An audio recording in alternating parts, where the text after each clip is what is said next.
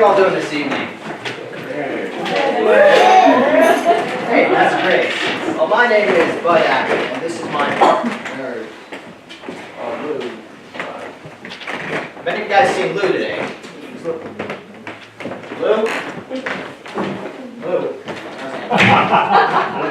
Lou, where are you?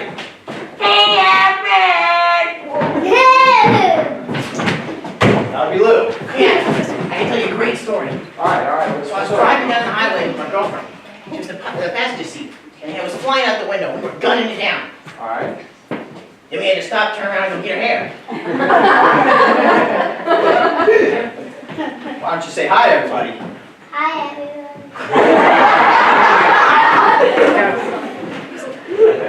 Wow. There's a handsome fellow over there. Really? Oh, I see, yeah. A baseball bat. Oh, a baseball bat? You prepared for something, didn't you? Thank you. That's a nice bat, isn't it? Do I see a glove out there? A glove? Ah, here it is. I knew I saw a glove somewhere. Thank you very much, old sport. This reminds me. You know Bucky Harris, the manager of the Yanks? He's giving me a job as a coach for the team for as long as you're on. Well, Abbott, you're going to be the coach. You must know all the players. Why, yes, certainly do. Well, I never met the guys, so why don't you tell me their names and then I'll know who's playing on the team? Oh, I'll tell you their names, but, strange as it may seem, they give these ball players such weird names nowadays. You mean funny names? Peculiar names. Pet names, like Dizzy Dean. And his brother Daffy. Daffy Dean. And their French cousin. French? Goofy. Goofy. Ah, that's hilarious. That's hilarious, Gustav. Well, anyway, let's see what we have on the bases. We have, who's on first, what's on second, and I don't know who's on third. That's what I'm going to find out. Well, that's what I'm telling you. Who's on first, what's on second, and I don't know who's on third. You're the manager. Yes, I am. And you're going to be the coach too? Well, yes, I just told you that. And you don't know the fella's names? Well, I should. Well, then who's on first? Yes, I mean the fella's name. Who? The guy on first. Who? The first baseman. Who? The guy playing first base. Who's on first? I'm asking you who's on first. What's the man's name? That's whose name? Yes. Well, go ahead and tell me. That's it. That's who? Yeah. Look, you got a first baseman? Of course we have a first baseman. Who's playing first? Yes.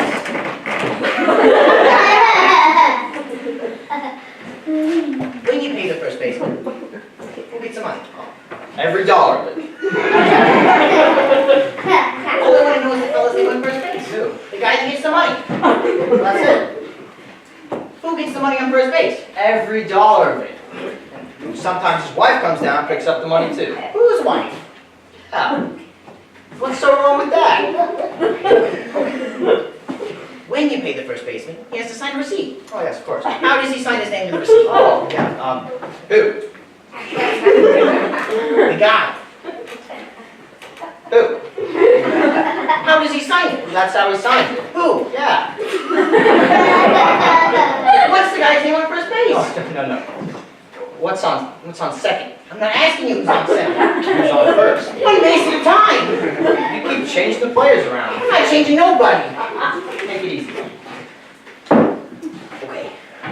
Who's playing first base? Yes. Okay, all right.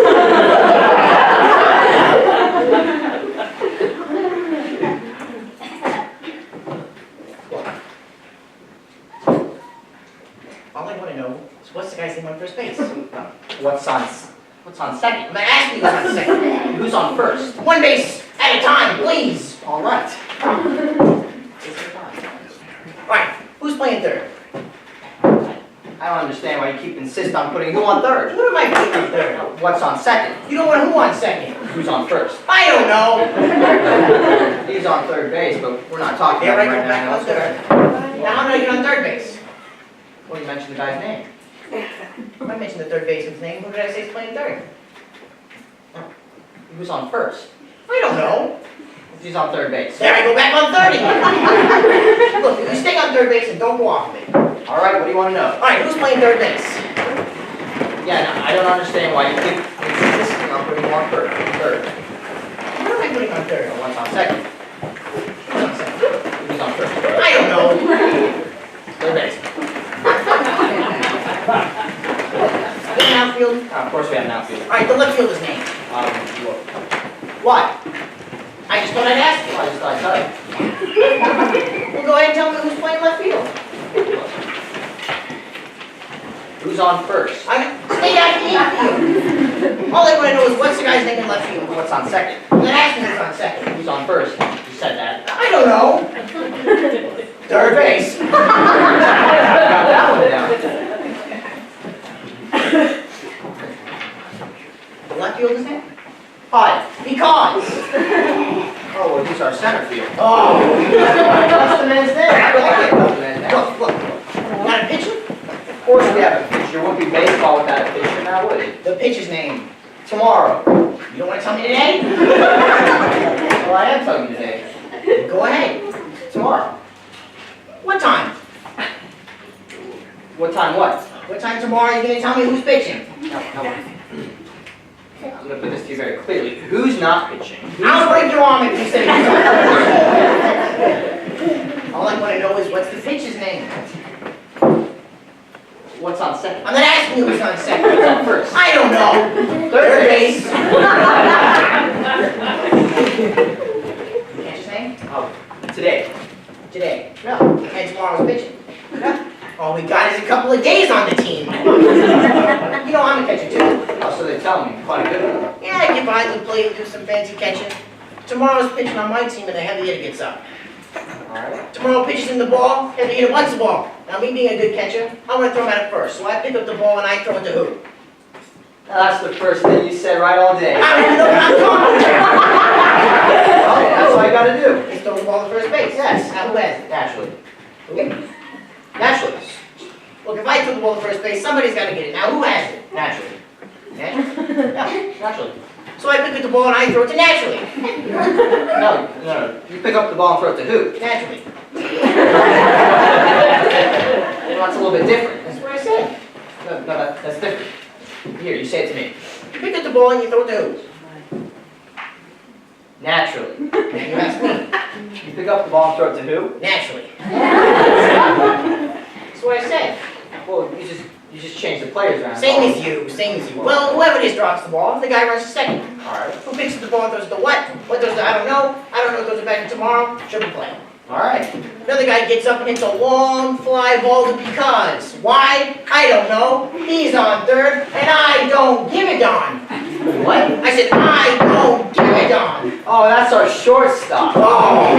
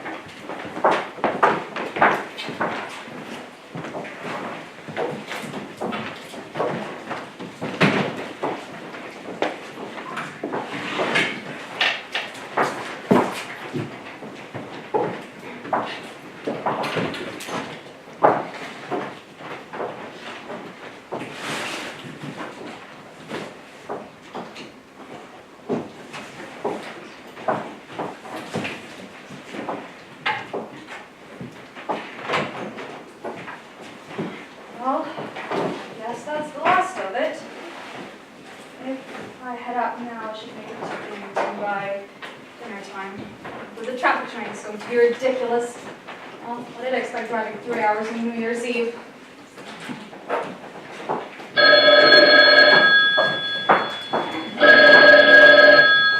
I told you this is not the Bronx stores of birthday, huh, Rosie? Phyllis?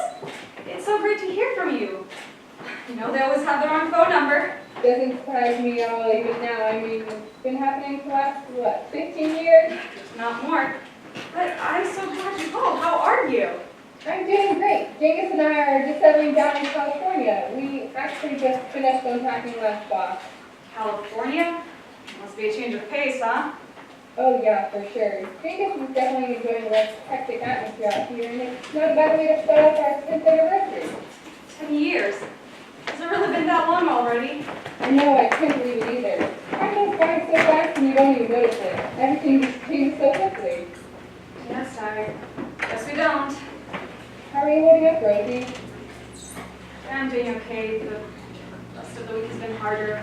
It's just that I spent the majority of my life in the studio. There are so many memories. Too many to count. I mean, just today I had a dream about Joe and Ralph, Mrs. Abbott and Costello. It's as if everyone is still here. It just feels wrong leaving it all behind. I'm really missing Dad, especially tonight. I know, I can't imagine what you must be feeling. But maybe new experiences in a fresh start are what you need. You're right. Switching things up could be good for me. So, do you know when you'll be starting the new job? Oh, January 15th was the earliest it could start. When the TV station made an offer to buy this place, I wanted to have a job lined up first. But it's no bother. It gives me time to find a place to live in first. Oh, right. Aren't you staying with Frances? She seems very excited to have you come up there. Well, I hope she is, considering I'll be staying with her for, what, at least 2 weeks? But I'm excited too. I just think it's going to be so different. Yes, I think it may take some time to adjust to, but you'll do fine. I suppose so. I was actually going to get out there in a couple of minutes. Oh my goodness, Phyllis. What? You will never believe what I just found. What is it? It's the bear mask. No, I don't even want to think about that thing. I'm sure I did that years ago. And I must have saved it from the destruction. I'll make sure to send it her way unharmed. Oh no, please don't. Hey, listen, I know it's getting late and the traffic is bad. Why don't you call me once you're settled?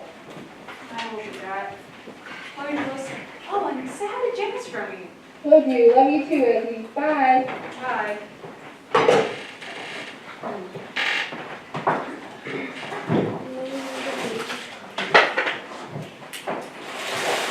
must have struck somewhere for this. Is this put in a different box? What's that script again? One from Riley, the haunted house. Oh, I remember that one. It was really great. I still can't believe the guys pulled that prank on Phyllis. Well, knowing them, it definitely wasn't beneath them.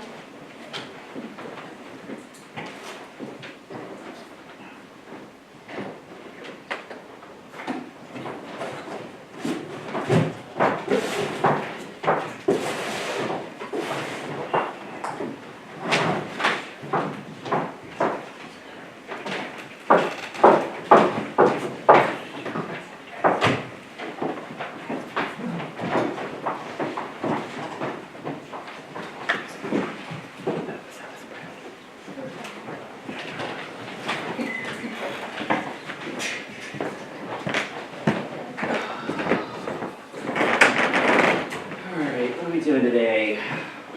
Oh, that's right. Riley.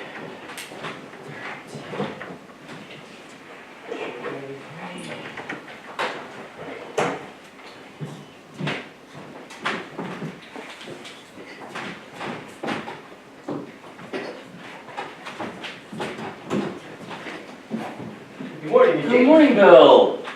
Good to see you. Good to see you too. How was the weekend? Oh, it's great. Getting out in the countryside really did good things for my family. How was your weekend? Yeah, not bad, not bad. We've been doing okay. We're Rosie's still missing Mom. That's to be expected.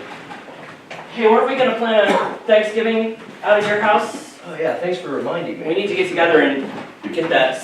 Thanksgiving's not too far off. Oh, hi, John. Good morning, John. Is this enough mics? I think we need 6 for today. Right.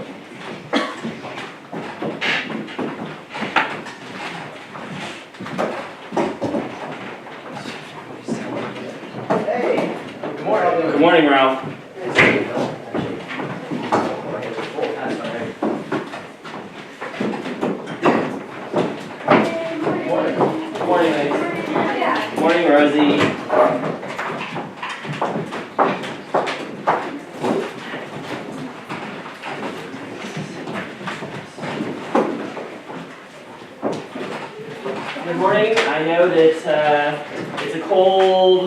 rainy October morning, and we'd probably rather be home in bed, but we've got a really fun script today. You guys should have gotten it. You should be ready to go.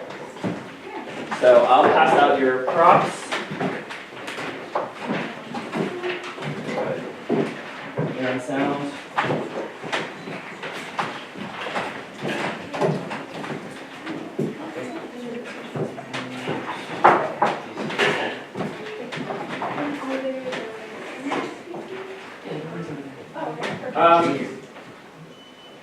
Joe. Has anybody seen Joe this morning? No, doing him with us. Oh, and Jenkins for that matter. Wait, so you know where he is? Have you talked to him lately? No, not since last night. Well, I hope they get here soon, otherwise we're gonna have to do some doubling up.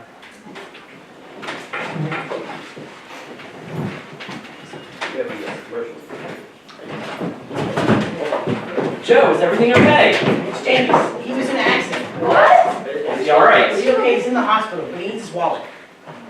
He said he left it Okay. here. Has anyone seen it? Maybe in the back Left room? backstage. Alright, somebody check back I have to look there. for it. Ah! Jenkins, scared me! Joe! You guys had me worried! You need to grasp that. No, you don't even have to wear it.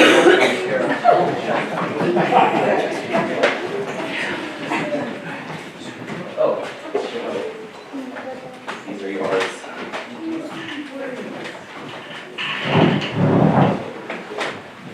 Happy Halloween. Alright, so Jenkins, are you ready to go? Is everything set? Everybody's got their scripts ready to go? Alright, Jenkins, I'm gonna let you give us the countdown. Alright. We are live in 10, 9, 8, 7, 6, 5, 4.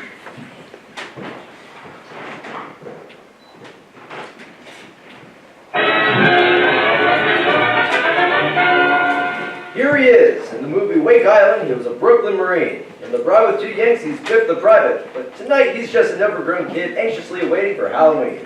I'll never forget. When I was just a boy, every Halloween my father used to stick me in the front window. We were too poor to buy a pumpkin.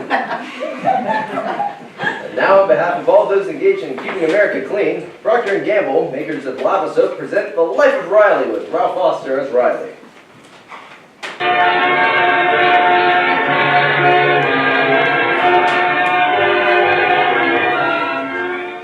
By day, Riley is engaged in the serious business of war production as a riveteer in a California aircraft plant.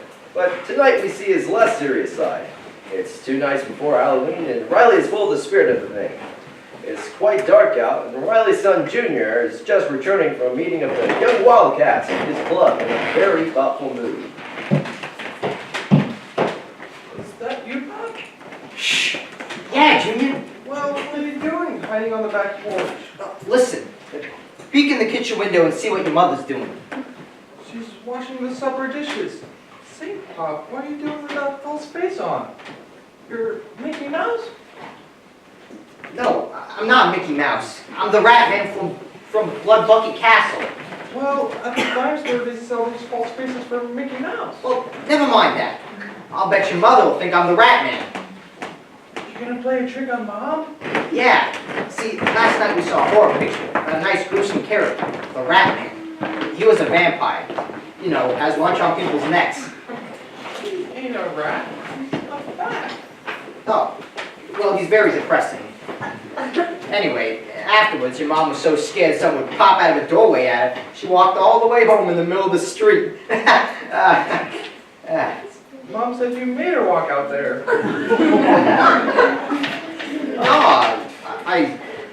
I just invited her out in the street because it ain't polite to leave a lady walking on the sidewalk all alone.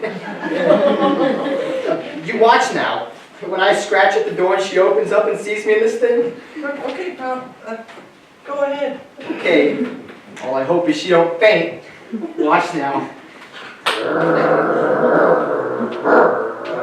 Pop, bats don't growl, they squeak. Oh, yeah, that's right. Give me a minute.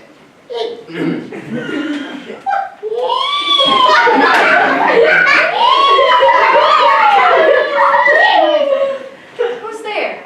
We gotta guess it.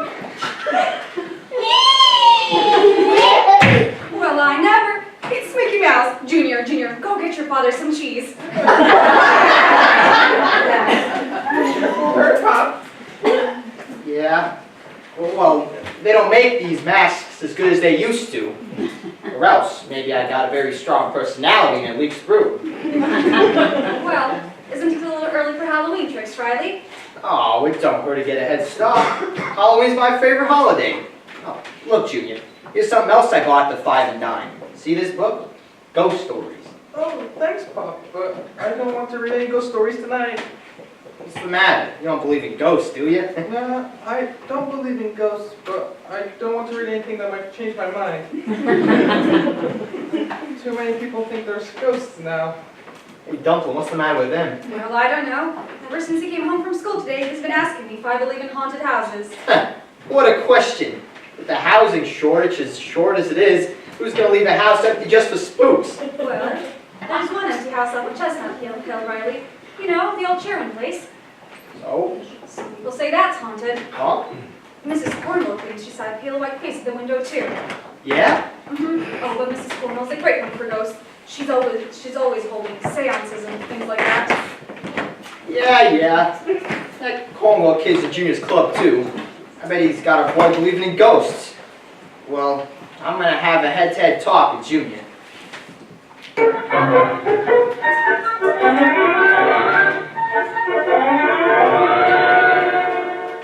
So you see, Junior, if I tell you there's no ghost, you can take my word for it. After all, I've been your father for 13 years, ain't I? Oh, sure, Pop, but Uh-huh. if there aren't any ghosts, what haunts haunted houses? Listen, Junior, nothing haunts haunted houses. Oh, yes, they do, Pop. Johnny's Cornwall's mother proved our house was haunted. How did she? She said she saw a face in the window. Bah! And in the old Sherman house, there's a horrible face, too. Go on. Mrs. Cornwall must have seen her own reflection. There's a dame who should walk into a room backwards and break her face to you slowly. Then, Pop, then she came home and held a seance. She asked if what she saw was a ghost of Alice Sherwin. And she got 3 raps on the table. Oh. Which means yes in ghost language. Oh, wow. Fine language. All they can do is knock. You know, they ought to be newspaper columnists. Better not make fun of ghosts, Pop. Well, look, Junior, will you sooner believe a ghost than your old man? No, Pop. Well, But if the ghost said it was a ghost, it ought to know. okay. I can see you're a septic. Now we'll have a seance right here to prove what Mrs. Cornwall saw wasn't that Sherwin girl's ghost. Come on, I'll prove it to you. Put your hands on the table. Go on. Gosh, Pop, you guys got ghost to rap? I'll show you. I'll put my hands on there too, see? Okay now, I'll ask you. Are there any ghosts? See? No answer, no ghosts. No, Pop, you have to ask for rap. 2 means no, 3 raps mean yes. Oh, well, okay. 2 raps for no, 3 for yes. I'll ask them again. Did Mrs. Cornwell see a ghost up at Sherwin's old haunted house? Gosh, Pop, it said no. See? That proves it. Mrs. Cornwell's a phony. Ask him again if there are any ghosts. Oh, okay. Are there any ghosts? Rap 2 for no. See that? The ghosts themselves say there aren't any ghosts. That proves it. Wait a minute, Pop. How could a ghost rap 2 for no if there aren't any ghosts? Oh, well, that's very simple. I was just kidding, Sonny. I did that rap myself, honest. Your hands are on the table, though. Yeah, but my feet were. Look it. I just kicked up under the table with my foot like this. Oh, Pop, I bet you wouldn't kid around like that in the genuine haunted house, like the Sherwin place. Oh, sure I would. Well, only I can't because I ain't going there. Would you be scared to go if you were? Me? Nah. Oh. Well, that's good, Pop. Now, I ain't scared to go either. How do you mean? Well, down at the club tonight, we got to talking what we do for Halloween, and so we made up, we'd go find out if that Sherwin's house was haunted or if it wasn't. Yeah? Well, I pity any ghosts when them young wildcats get in that house. Oh, we ain't all going inside, Pop. Just one of us got elected to go inside. The poor guy who got the short straw. Ha! Who got it? Well, I did. Oh, I see. Well, Junior, you show 'em you know there ain't any ghosts around there. You know, I'm proud of you, Junior. Walking there all alone, I think that's a very brave thing. Well, I won't be all alone. I made up a rule that the fellow that had to go in to take in another fellow, his best friend. Oh, well, that's okay, too. If the guy you picked is a real friend, he'll go in like a shot. Who'd you pick? I picked you, Pop. Oh, well, I bet that guy... me? Oh, look, Junior, I'm probably going to be very busy and, You ain't scared to go, are you? well, no, but, And you are my best friend, aren't you? huh? Well, yeah, I guess I am. Well, actually, the same as your mother's your best friend. Well, I couldn't ask Mom to go. I'm sure glad you're coming with me. Yeah, me too, Junior.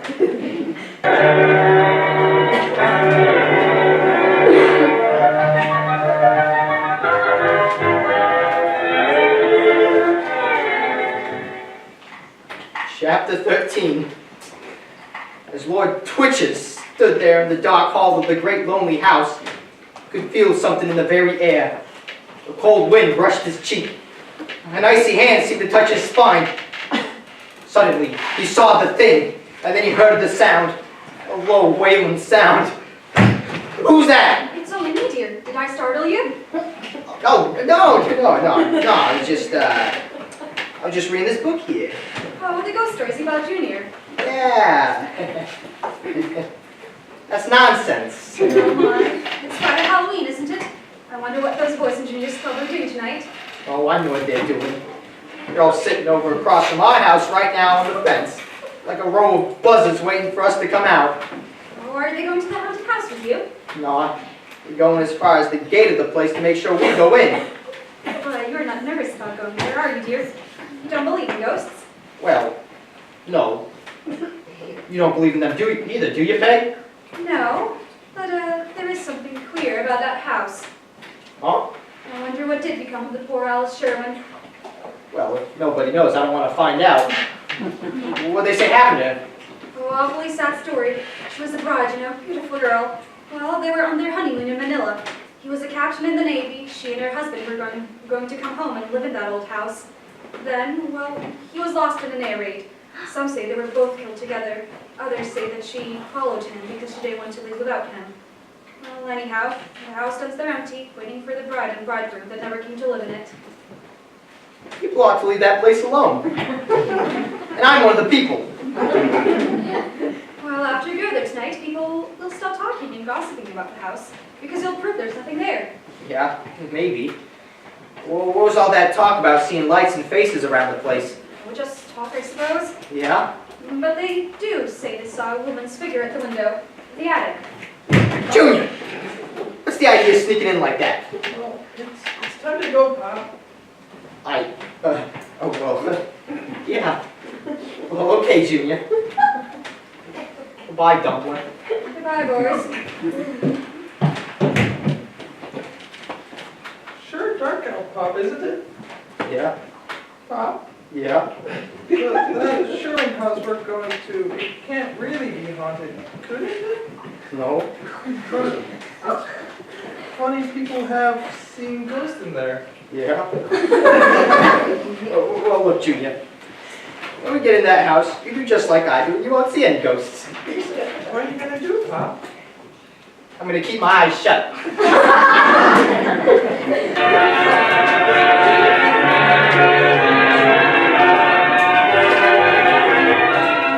Well, not even nervous, Riley has any idea of what's in store for him as he and Junior head for the mysterious old Sherwin place. We'll rejoin them in a moment. Right now, this is Bill Cox speaking for soap. What's the best soap for extra dirty hands? To get that answer, we've asked two men to make the lava wash-up test. One's using ordinary toilet soap, the other lava. Ready, boys? All set. Go! Wow, look at that lava get that dirt. Every inch of lava contains 50,000 little scrubbers. The dirt's gone in 30 to 50 seconds. Lava's double lather is tough on dirt and gentle on hands. It contains the same soothing ingredients used in expensive lotions. Time's up. Let's see the results. First, the man who used lava. How about it? Wow! My hands are clean, really clean. No marks on the top. And you, sir? Aw, mine's still dirty. Ordinary soap just can't clean so deep and so fast. Right you are. There is nothing like lava to get hands clean and keep towels fresh. So for you, Dad, for you, Mom, and the kids, keep lava handy. L-A-V-A, L-A-V-A.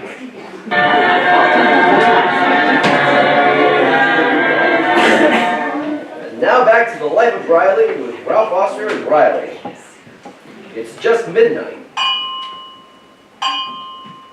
A very dark midnight. Even the moon is hiding on this Halloween. Riley and his son Junior are just approaching the rusty iron gates that guard the old Sherwin house, which is said to be haunted. Listen. Here's the gate, Pop. Let's go in. Maybe the gate's locked so we can't get in. Gee, wouldn't that be too bad, huh? We got to go in, Pop. The gang followed us all the way from town, and they're still watching. Oh, yeah. They trail us like sharks after a sinking ship. Let's go in, Pop. Okay. What's that? The gate, the hinge is all rusty. Well, maybe we ought to go back to town and get some oil, huh? Come out in the garden, Pop. Gosh, it's dark. Yeah. Well, follow me, Junior. Where are you? Right behind you. Here, give me a hand. I see that house, Pop. The moon's coming out of the cloud. Yeah. Junior? What's that over there? I think that's your shadow, Pop. That's my shadow. Why is it moving while I'm standing still? It's coming this way. And since when does a shadow make footsteps? Good evening, Riley. Come on, Junior. Wait, Pop. It's your friend, Mr. Odell, the Undertaker. Oh, yeah. Oh, how are you, dear? I never thought I'd be glad to see an Undertaker. You're looking fine, Riley. Very natural. Tell me, what are you doing here around the old Sherwin house? Oh, well, nothing, Jigger. We're just having some fun on Halloween. Halloween. I adore Halloween. It's so gay. You hang around this old house often? Oh, yes. Indeed. It's one of my favorite haunts. Hans. Now listen, you don't think there's anything in there, do you? Who knows? Sometimes as I stroll through this old garden, I feel unseen eyes follow me. You do? Riley, you're not going inside the house. Well, we thought we might drop in a minute. I could be talked out of it, you know. Take my advice, Riley. Remain outside. Enjoy the beautiful flowers. They're my favorite flowers. Lilies. When you talk about lilies, please don't stare at my chest. Strange how some people have no interest in horticulture. In my profession, we have a saying. You may not like flowers at first, but eventually, they grow on you.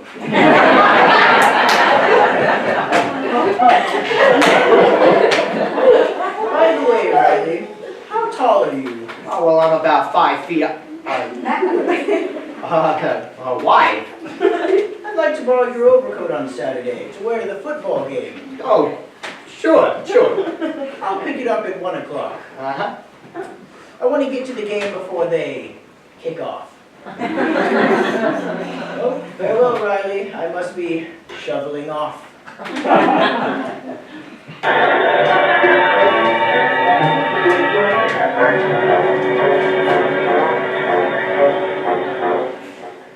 Here's the door to the house, Riley. It's open. Well, leave it open. Wide open. Well, One thing, Junior. Nobody will ever be able to say your old man was a coward. Well, let's go in.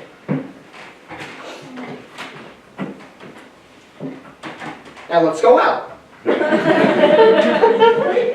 only in one room. We're supposed to go through the whole house. As far as I'm concerned, this is a one-room house. Come on. What for? I told the kids you didn't believe in ghosts, and I said we'd have another seance, like we did it at home. Junior, a blood relationship can only be stretched so far. You said you'd do it in our haunted house, and if we didn't hear anything, it would prove there wasn't any, around here. I already proved there wasn't any, around here. Well, you didn't do it right. Well, I think I did it well enough. Well, I found out for a seance, the medium has to be tied in a chair, so you can't pull no tricks. Well, okay, Junior. I'd be glad to let you tie me up. Only there ain't no rope. Too bad. I brought some rope, Pop. That was swell of you, Junior. I'll remember this. Go ahead, tie me.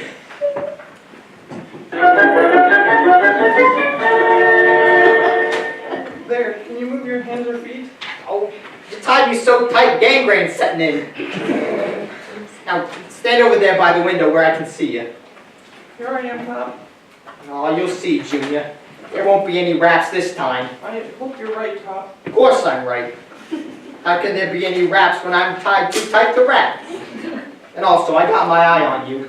Go ahead then, and if there are any ghosts here. Okay. Okay now. If there's any ghosts here, rap 2 times. If there ain't, don't bother. Oh. No raps. Now say, if there are any ghosts, we rap 3 times. Okay. But there won't be any. If there are any ghosts, rap 3 times.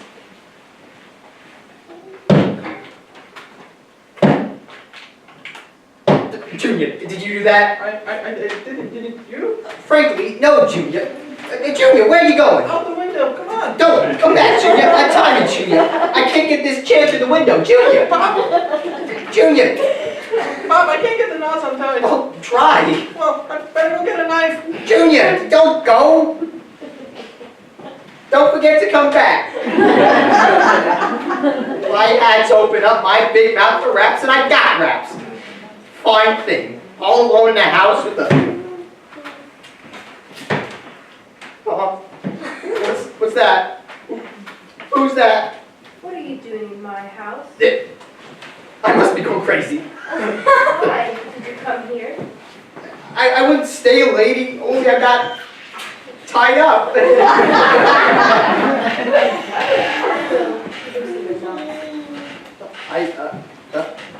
Thanks. Who are you? I am Alice Sherwin.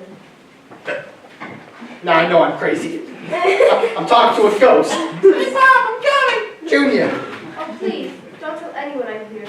I only want to be left alone here in my house. I got a knife and Pop, you're untied. Ah, it was a ghost that done it. Wait a minute. The hands. You weren't no ghost hands. Junior, you go outside and wait for me. What are you gonna do, Pop? I'm gonna have another talk with that lady ghost.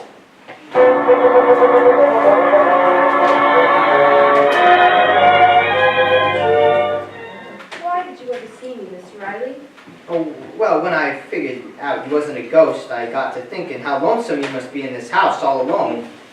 So I thought you'd like to take a stroll over to my house and meet my family. Oh, thank you, but Oh, if you'd rather not talk, I'll go away. no, don't go yet. I mustn't be rude to my first guest in so long. Oh, well, thanks. It must be kind of a shock when the first man you see in so long looks like I do. Tell me about your family, Miss Riley. Oh, well, my family's named Riley after me. They're very nice people, too.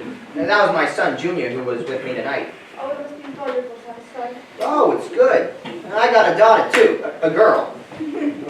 She's 16 now. The boy's 13, but getting older all the time. Then there's Peg. That's my wife. She's older than the kids, but younger than me. Say, that picture of you over the fireplace, I guess that fellow with you, that's your husband? Yes, that's Robert. Well, he's a good-looking fella. Maybe you'd rather not talk about him, though. Oh, Silas won't bring you back. My wife told me about what happened. Of course, she didn't know the part about you being here. Oh, I don't want anyone to know. I want to stay here, alone, with his memory. It's the least I can do in loyalty to him. Oh, you mean you think that's what he'd want you to do? Of course. Does that surprise you? Oh, well, yes, ma'am, it does. I didn't know him, but from his picture there, I know he was a swell guy. I wouldn't think he'd want you locked up if you'd thrown the rest of your life away. Do you think any man wants the wife he loved to forgive him in a year or ever?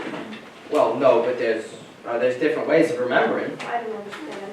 But you can make his dying count for something by helping to beat the people who started this war and teaching the world that it won't pay off to ever start another. You think that I can help end this war? Well, sure. Everybody can do something. The only thing a person can't do is nothing. Oh, I guess you think I've been very selfish, Mr. Riley. Oh, no. Oh, you've been shut up in this empty house.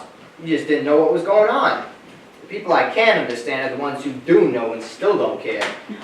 You know, most people live in something worse than an empty house. They live in an empty brain. No, I'm not one of them, Mr. Riley. You've given me something to think about, and I'm very grateful. Oh, gee, that's fine. Well, I guess I'll be going. I'm sure glad you ain't no ghost. Of course, I ain't actually scared of ghosts because I know there ain't any ghosts. Got it? Of course not. Well, but you know, Mrs. Sherman, yeah, it is kind of dark out in that garden, isn't it? Would you mind walking me up to the gate? Riley's will be back in a moment. Well, I think we can all agree with Riley that none of us here at home can sit out this war. The war isn't over in Europe. The war isn't over in the South Pacific. And the war isn't over in America's bathrooms. Tell me, how many of you ladies listening in actually use lava soap? Well, say all of you who use lava can't help but like it. But what I'm getting around to is that we'd like to hear from you. We'd like to hear why you like lava and any new uses you found for it. It sort of, builds up our ego. We get letters like that. It makes us feel like we're doing something really good. So look, write in, will you? Who knows? Maybe we'll read your letter over the air. Won't that give you a thrill? And here's where to send your letters to. Lava Soap, care of Procter & Gamble, Cincinnati, Ohio. Ladies, always remember this. When it comes to getting extra dirty, housework soiled hands really clean, quickly, easily, and safely, no other nationally known toilet soap you've ever used equals lava. That's the truth. Lava soap actually gets dirty hands shades whiter in only 20 seconds. Lava soap, L-A-V-A from Procter & Gamble. Only a few pennies at dealers everywhere. Come get some today. Remember, let us know how you like it. L-A-V-A, L-A-V-A. Hiya, Dumpling. Hey, I got some big news about Halloween. Yes? Well, I think I'm going to open up a one-man recruiting outfit. I'm going to recruit waves, wax, spas, and spooks. Tune into The Life of Riley starring Ralph Foster next week at this time. This is Bill Cox saying see you next week. This is the Blue Network, WCSP, New York.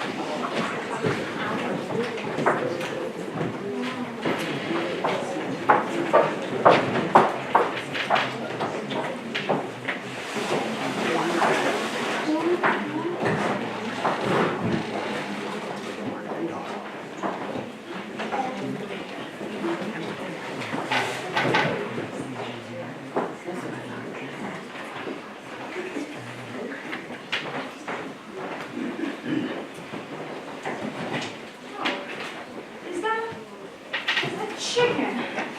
I thought I threw it out years ago. I just can't believe I'd have that.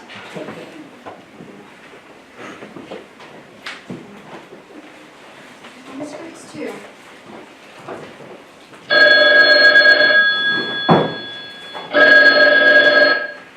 This is Rose Murphy. Rosie, this is Frances. Oh, hi, Francis.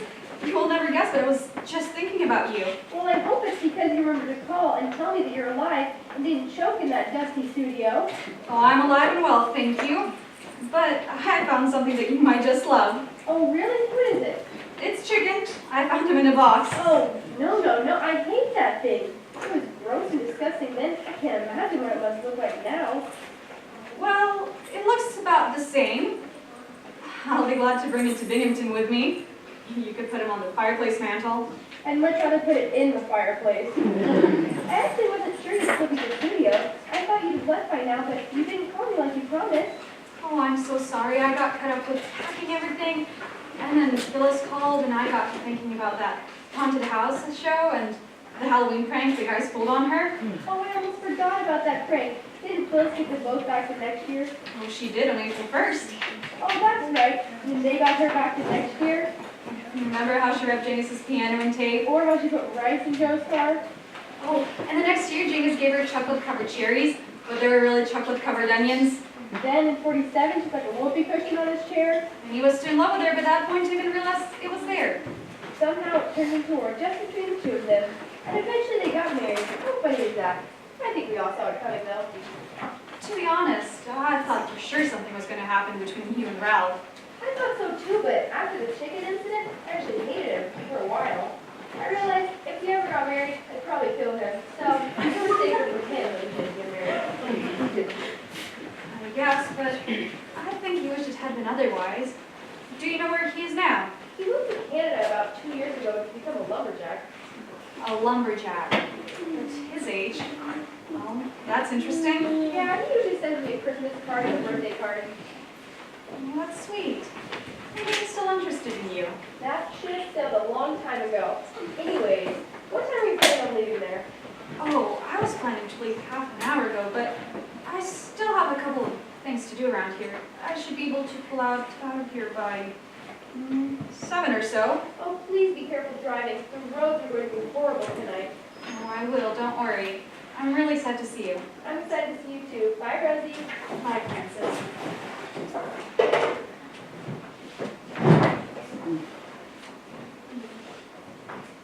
Right. Script for this should be somewhere around here. Oh, there we go. My friend Irma meets Jane. Oh, I wonder how things would have turned out otherwise if Ralph hasn't been so clueless. Or if Frances followed her heart.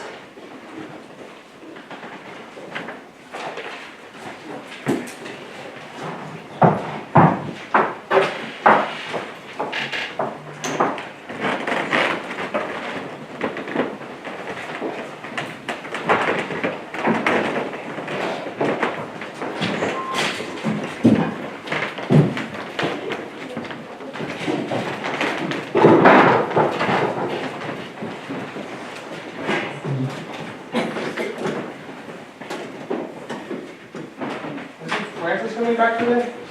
Yeah, she is. And also, weren't you keeping track of her bird? I was. So, what happened?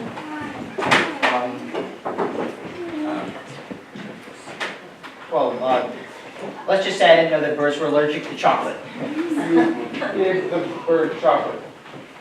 Well, yeah, he looked hungry. So you gave the bird chocolate and... Bird's not hungry anymore. Killed your bird? Well, I kind of did, but I think I found a way to make it up to her. How's that? I think it'd be better just to show you. I think it's brilliant, but...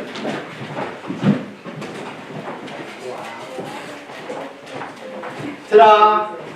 See this? Ralph? Yes. I honestly do not know what to say. Well, I think it's a masterpiece. You see this? I think she'll love it.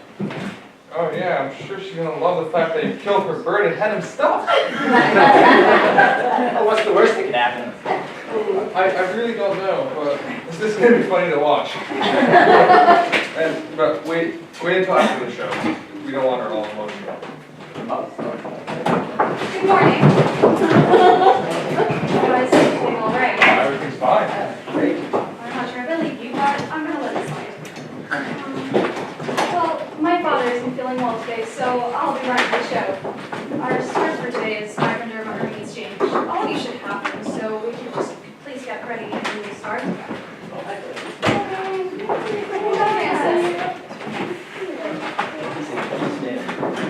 Hey, welcome back. Hey. How was Florida? Florida was wonderful. Bright, sunny, but most importantly, warm. How's things with chicken? Things went great. Yeah, things went great. It was actually very quiet. As quiet as a ghost, actually. Hardly made a sound. Really unusual. We probably go 5 minutes without talking. Not as unusual as you might think for a Delightful. Chicken, it was a delightful bird. Yeah. Well, I can't wait to see him. Can I stop by tonight and pick him up? chocolate, anyone? I can't have it.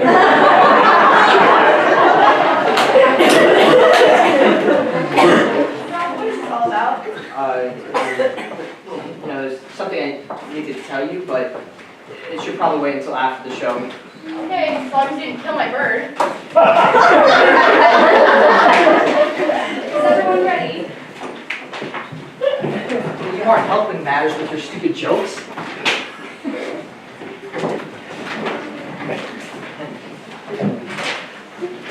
James, could you give us the countdown, please?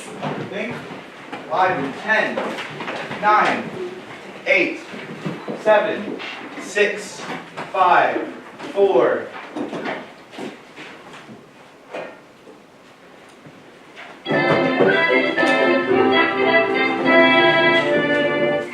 The WCISP radio station presents a new comedy. My Friend Irma. Starring Frances Bernay Davies as Irma and Phyllis Wilma Glenn as Jane, with Ralph Foster as Al. Friendship, friendship, just a perfect friendship. When other friendships get forgot, theirs will still be hot. Sure, it's something to sing about, and they can sing about it maybe because they haven't any friends. But I'm singing the blues about it because I've got a friend. My friend Irma. Now, don't get me wrong. I love that girl. Most people do. It's just that Mother Nature gave some girls brains, intelligence, cleverness, but with Irma, well, Mother Nature slipped her a Mickey. I will never forget the first time I met her.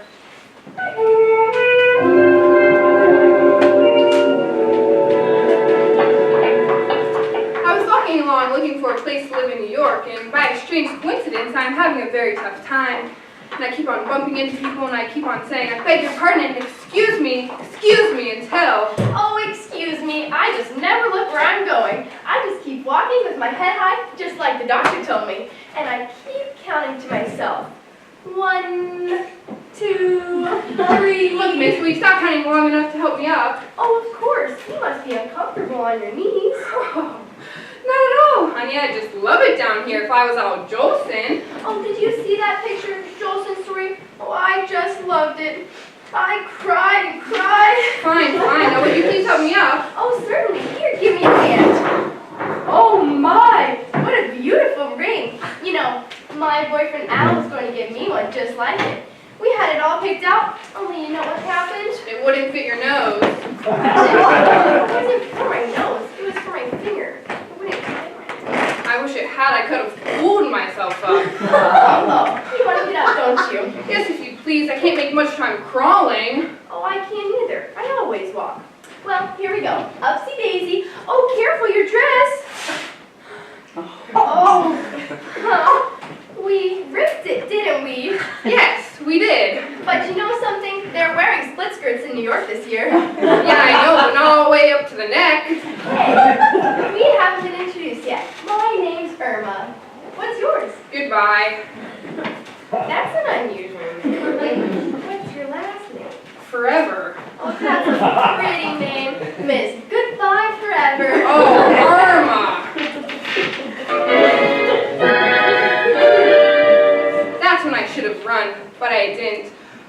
are really hard to find these days, and Irma, bless her heart, is really a sweet kid. So I moved in with her in that one-room furnished freight elevator she calls home.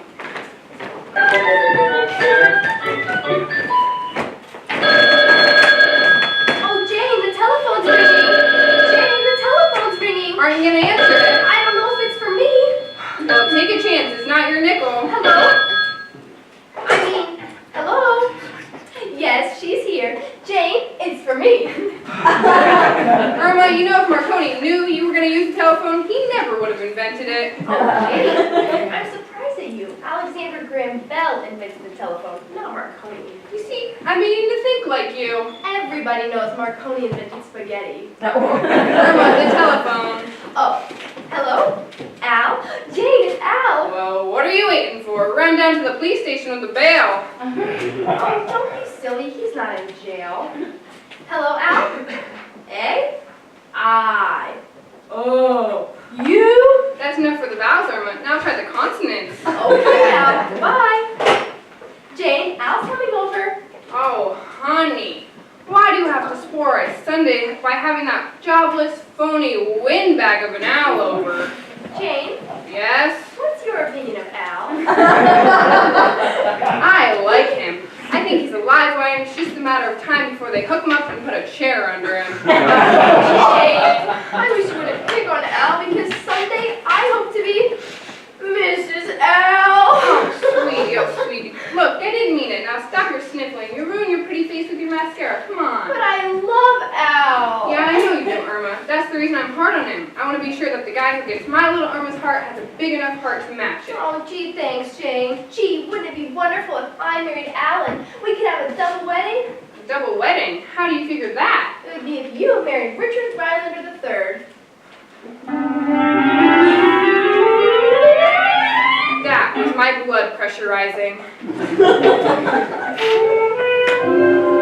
She would mention his name. You see, Richard Rhinelander III is my boss and I'm his private secretary. I'm in love with him, but I have no chance to marry him because he's Richard Rhinelander III and I'm Jane Stacy the First.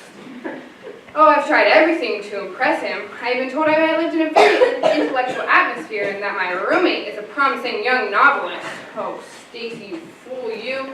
If you ever finds out how you live and what a mental midget Irma really is, you must end up right between the 8, 9, and 10 balls. Gee, I'd love to marry him. Irma, wouldn't it be wonderful if I ended up being Mrs. Richard Rhinelander III? The third? What good is it if he already has 2 other wives? I won't even stop to answer that one. Gee, I couldn't marry a wealthy man and have to go to the opera. I don't know a thing about Shakespeare. I mean, with $5 million, all you've got to know about Shakespeare is that he's dead and you're alive. Well, let's forget about Mr. Rhinelander. I'll never marry him because there's a difference in family. His ancestors were Mayflower people. Gee, they made all that money out of donuts? Irma, if you say another word to me, I'll scream. Well, if you do, you'll wake Professor Kropotkin, and he needs sleep. Irma, I'm going to take a bath. Well, Jane, don't use all the hot water. This is the day we wash dishes. No. Hello? Who did you want to talk to? Jane? Who's this? Oh, Mr. Richard Rylander? Well, Jane's busy. You want to hang on about 20 minutes? Yes, this is Irma, her roommate. How's my book? Oh, I finished it and I'm starting another. Hard on me? No, you know those giant comics are mostly pictures. Oh, I'd like to meet you too, Mr. Rylander. Say, I've got an idea. Why don't you dash over for dinner tonight? Huh? Oh, it's no bother. We'd love to have you. Oh, and by the way, if it's not inconvenient, ask your mother to bake us some donuts. Remember, see you at 7:30, and don't bother to dress. It's strictly au gratin. Now, who can that be? Come in. Hiya, chicken, how are ya? Hello, Al, honey. Gee, I'm glad you came over. Oh, didn't think I could make it. Took time off of 3 deals that were just simmering, dying to burst into flames. Stuff like stucco bathtubs, scratch while you bathe, and other tremendous projects. Oh, Al, you're always talking business. Oh, gotta be on my toes, honey. If you and I ever expect to settle down in that cozy little 13-room cottage. Oh, gee, Al, I just love to hear you talk like that. Come over here and look in my eyes. What do you see? Myrrh! Now there's another great moneymaker. Wish I thought of that. Al, I know how ambitious you are, but can't you forget business and feel a little more romantic? Oh, well, I'd love to, kid. But in order to give you the good things in life, I gotta start thinking about this big deal I got brewing. Oh, gee, Al, if your deal comes through, maybe you and I could settle down on a little ranch. I can see it now. The egg and Irma. Hiya, Jane. What's the good word? Jane, Al's got a big deal on. Oh, and what a deal. I just happened to line up no less than $100,000 worth of surplus army goods. Oh, gee, Al, what kind of surplus are you going to sell? Ripcords. Ripcords? Oh, this is a big deal. I got a pajama manufacturer lined up to take the whole lot of them. I even got an advertising gimmick with these ripcords. Listen to this. You get up in the morning and bail out of your pajamas. You like it, Jane? I don't know how I ever lived this long without it. Well, that's not all. This is a big promotion. You take a 2-page ad in Life showing a beautiful girl ready to retire, and underneath the caption. It's the silk. Yeah. How'd you know? It figures. Oh, I think it's wonderful. What do you think, Jane? You know, the whole thing has me tired out. I'm going back and taking another shower. You see, chicken? I'm a beaten man. Jane doesn't believe in me. Well, that's not true. Jane likes you, Al. She always takes 2 showers on Sunday. Oh, I see. One for herself and one for those dirty looks she gives me. And besides, Al, once you get to know Jane, you'll know her bark is worse than her tree. No, honey, I wouldn't say this to anybody else, but things are going so badly for me lately that I may be forced to do something desperate. Al, you're gonna get a job? Irma, watch your language. I'm sorry, Al, I only thought... A job? Irma, supposing a man like me would consent to go to work for a bank at a small starting salary of, say, $500 a week. Well, naturally, somebody like me moves fast. At the end of the year, I'm making $1,000 a week as the second vice president. In 2 years, I'm making $2,000 a week as the first vice president. And in 10 years' time, Irma, I'm president of the bank, and I've got $100,000. Where do I go from there? I'm in a rut. But Al... Irma, I'm in a rut now. And it didn't take me 10 years to get there. So you see how foolish it'd be for me to get a job? You understand, kid? Oh, it's clear to me, Al. It is? Well, I'm glad. You're a great girl and you deserve the best. But I don't want the best. I want you, Al. You know the brakes have always been against me. It'd be different if I wasn't such a practical man, but my deals are so sound. It's all a question of the brakes. Oh, gee, Al, I wish there was something I could do to help you. Ah, thanks, chicken. But a guy like me with my ideas has got to mix with the right people. If I could only meet a man with, say, a millionaire. Well, Al, suppose you met a millionaire who's got money besides. Irma, what do you mean? Well, Al, I'm throwing a dinner party tonight. Dinner party? Uh-huh. Yes, I've invited Jane's boss over. You know the millionaire, Richard Rhinelander III? Richard Rhinelander III? Yeah, she's crazy about him. And I thought an intimate gathering would bring them together socially, and financially it would bring the two of you together.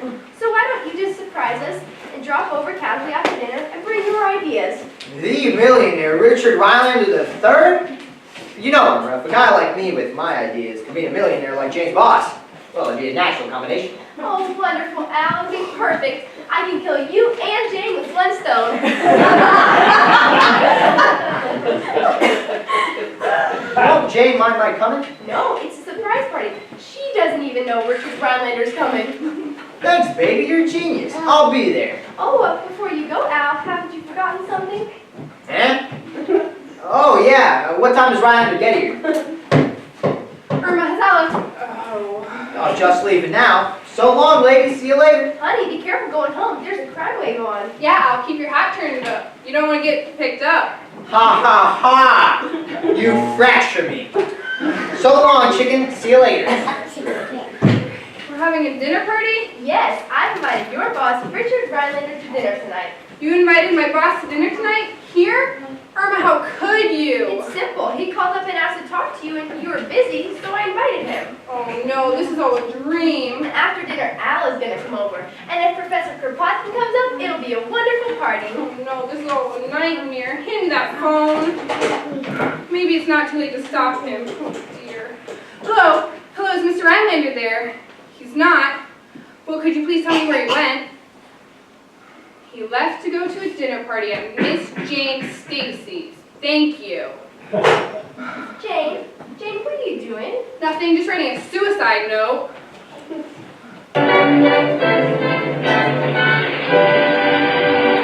Good night, ladies. Good night, ladies. Good night, ladies. We're gonna leave you now. Well, Richard Rhinelander III is coming to dinner. Now I'm really shocked because I told him I lived in an artistic neighborhood and that my roommate was a budding novelist. How could I justify having him sit around with that scintillating duo of conversationalists, Irma and Al? Mr. Rhinelander is expecting an evening of people talk a lot, information please. What he's going to get is people are funny or pays to be ignorant. Well, finally 7:30 rolled around. The bottle of martinis was catching a chill in the icebox and I was running a fever in the living room. Richard would be arriving at any minute and Irma wasn't ready. Irma, sweetie, it's 7:30. I know, Jane. I'm just getting into my dress. How do you like it? Don't you think you ought to get a little further into it? Al likes this dress. I would, but Mr. Rhinelander wouldn't. Now come on, huh? You've got just enough time to wash this room around. Okay. Irma, hun, no, don't sweep the dirt in the road. The man downstairs has been complaining. Complaining? Yeah, you know that hole in the floor? Jane, I have a wonderful idea. Why don't we take the rug off, and then with the hole in the ceiling, we'll have cross ventilation. Oh. Irma, I'm so nervous. Well, don't worry. I'll handle everything. Haven't you confidence in me? Certainly I have. Well, then why are you shaking? I always shake like this before I have a nervous breakdown. Now, Irma, let's not be nervous, huh? Let's just take it easy. See, now first we're gonna serve the martinis. Oh, I don't have to drink a martini, do I, Jane? What's that got to do with it? I'd rather have milk. How can you drink milk when we're drinking martinis? Oh, I know. I'll drink milk, but I'll put an olive in it. Oh, Irma! Oh, he's here. Now, listen, Irma, I'm not worried. Not worried, and I've got confidence in you, and I know you do everything right, because if you don't, I think I'll kill myself, and then you. Ready? Okay, Irma, put the broom away. Come in. I beg your pardon, but does Jane Stacy live? Oh, of course. Good evening, Jane. I didn't recognize you for a moment. That's because she didn't take the curlers out of her hair. How silly of me. Come in, Mr. Rhinelander. May I present my roommate, Irma. How are you doing? Hello. Irma, would you mind taking Mr. Rhinelander's hat? I can't. Why not? His head is still in it. Oh, I'm sorry. Here it is. Irma, now that you're in would you mind taking the broom away from him? Oh. Irma, now that you have the broom, would you mind taking Mr. Rhinelander's hat away from him? Won't you sit down, Mr. Rhinelander?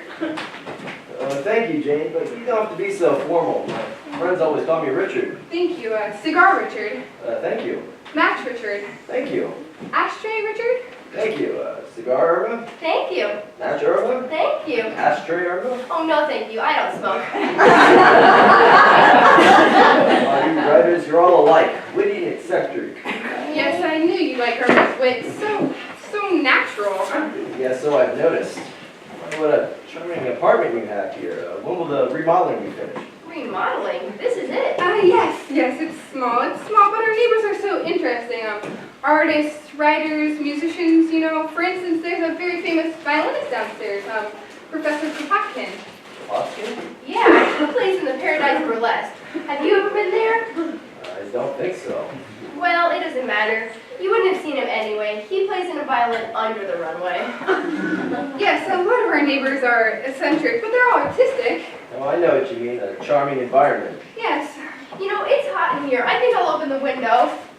What, Mrs. Flanagan? Did you hear the news about Julia Toole downstairs? Last night he came home roaring drunk and started up the stairs, like.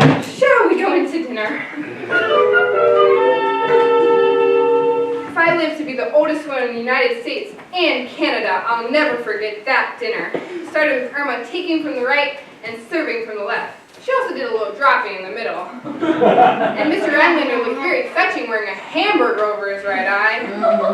Then we got to the dessert. And it seems that Irma put the dessert in the wrong tray in the icebox. It's the first time I've ever tasted cauliflower sherbet. So much for the food. The conversation was a monster on its own right. Richard said, Fortunately, I've been able to travel considerably. Irma, do you like to travel?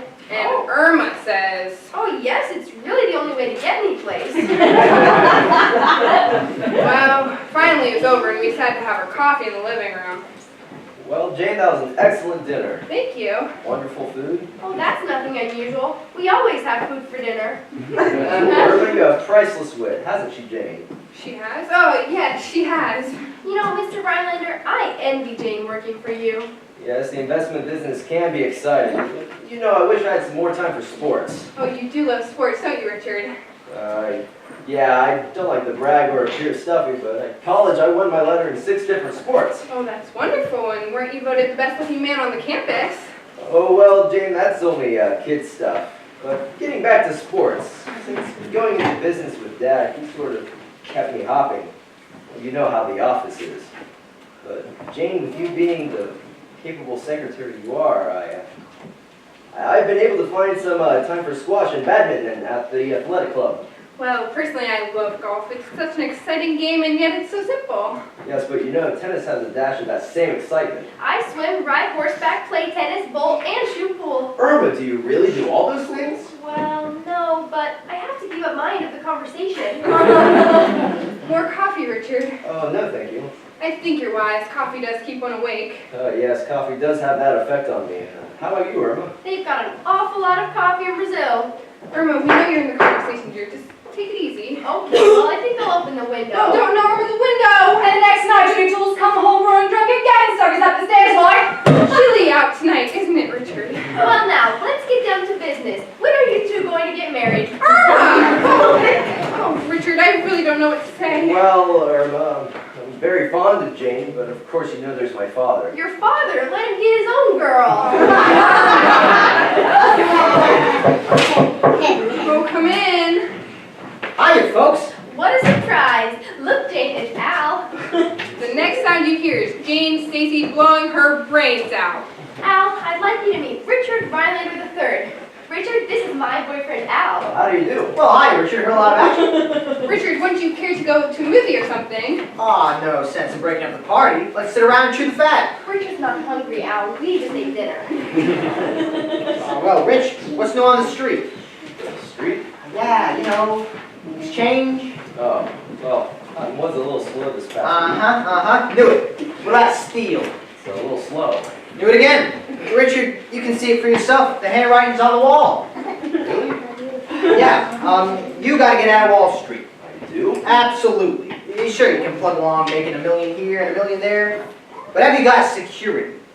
Well, Al, I'm pretty satisfied with the investment business. I think there's a great future in it for me. You know, Granddad was president, and Father became president, and soon I'll become president. You see what I mean, Irma? Yeah, the whole family's in a rut. Rich, listen to me. It's not too late. There's a place for you in my organization. Richard, let's go to a movie. No, Jane, let him talk. This whole thing may develop into a merger. Merger? You're right, Irma. Richard, I'm gonna make a big man out of you. How would you like to team up with me? Well, Yeah, now listen to me, Richard. Here's the plan. We've got a chance to corner the market on surplus ripcords. Now here's our strategy. We'll go into the open market, buy short, and sell on.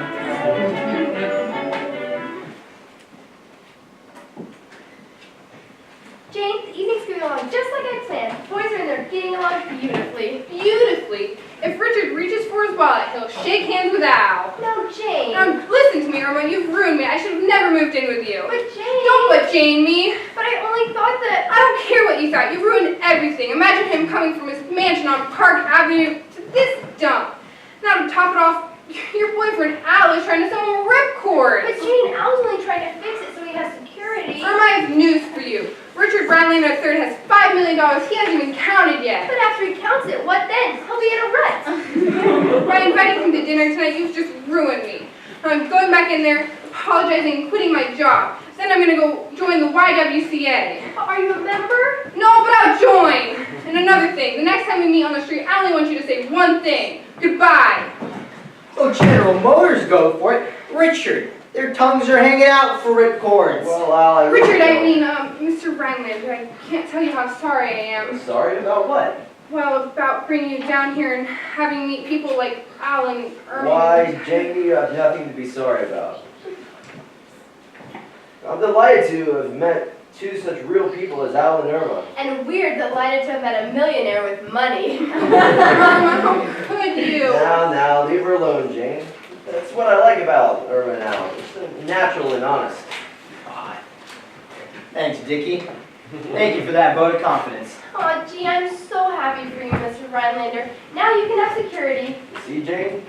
You see, Richard, you were so wealthy and you live on Park Avenue and everything, and I thought you're coming here, well, I tried to impress you, and I guess I've just been a fool and I don't know what to say. Well, I'd like to say thank you, Jane, for a splendid evening. I like your apartment. I think Al and Irma are swell. Al, if you've got time, I'd like you to drop into the office and maybe we can go over that ripcord idea of yours at length. Well, I've got to run along now. Good night, Jane, and please invite me again. Goodbye, Richard. Well, gotta run now. Where are you going, honey? Where am I going? Now I gotta see if I can get a hold of some ripcords. That's my friend Al. And that's my friend Irma.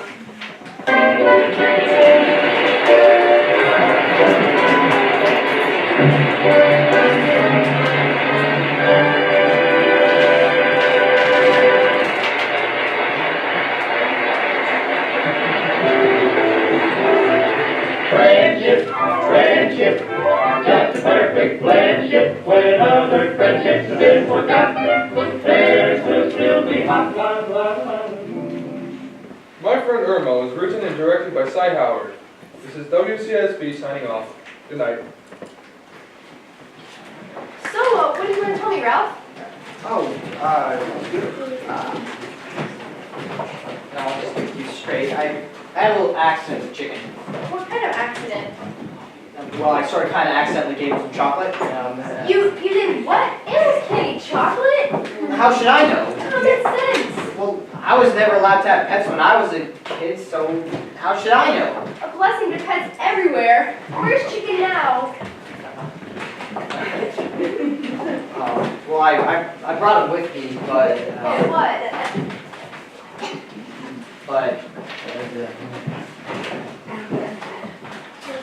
You had my parents' stuff? well, I thought you appreciate the gesture. The gesture? If I didn't know any better, I'd first feed you chocolate and stuff you in a cage. I'm sorry? Oh, sorry you should be. I should have known better than to trust you with a living thing. You could barely care for yourself. You okay, Rob? You know, that went a lot better in my head. Did you expect it to go any differently? Oh, I guess not. You know, maybe I should just maybe I can make up for it and take her to dinner or something. I don't know. Well, as long as you don't order anything chocolate or stuffed chicken, then. You know, I've been thinking lately, maybe I should just give up on this whole radio business and, I don't know, become a lumberjack somewhere in Canada. Yeah, I think taxidermy is more your style.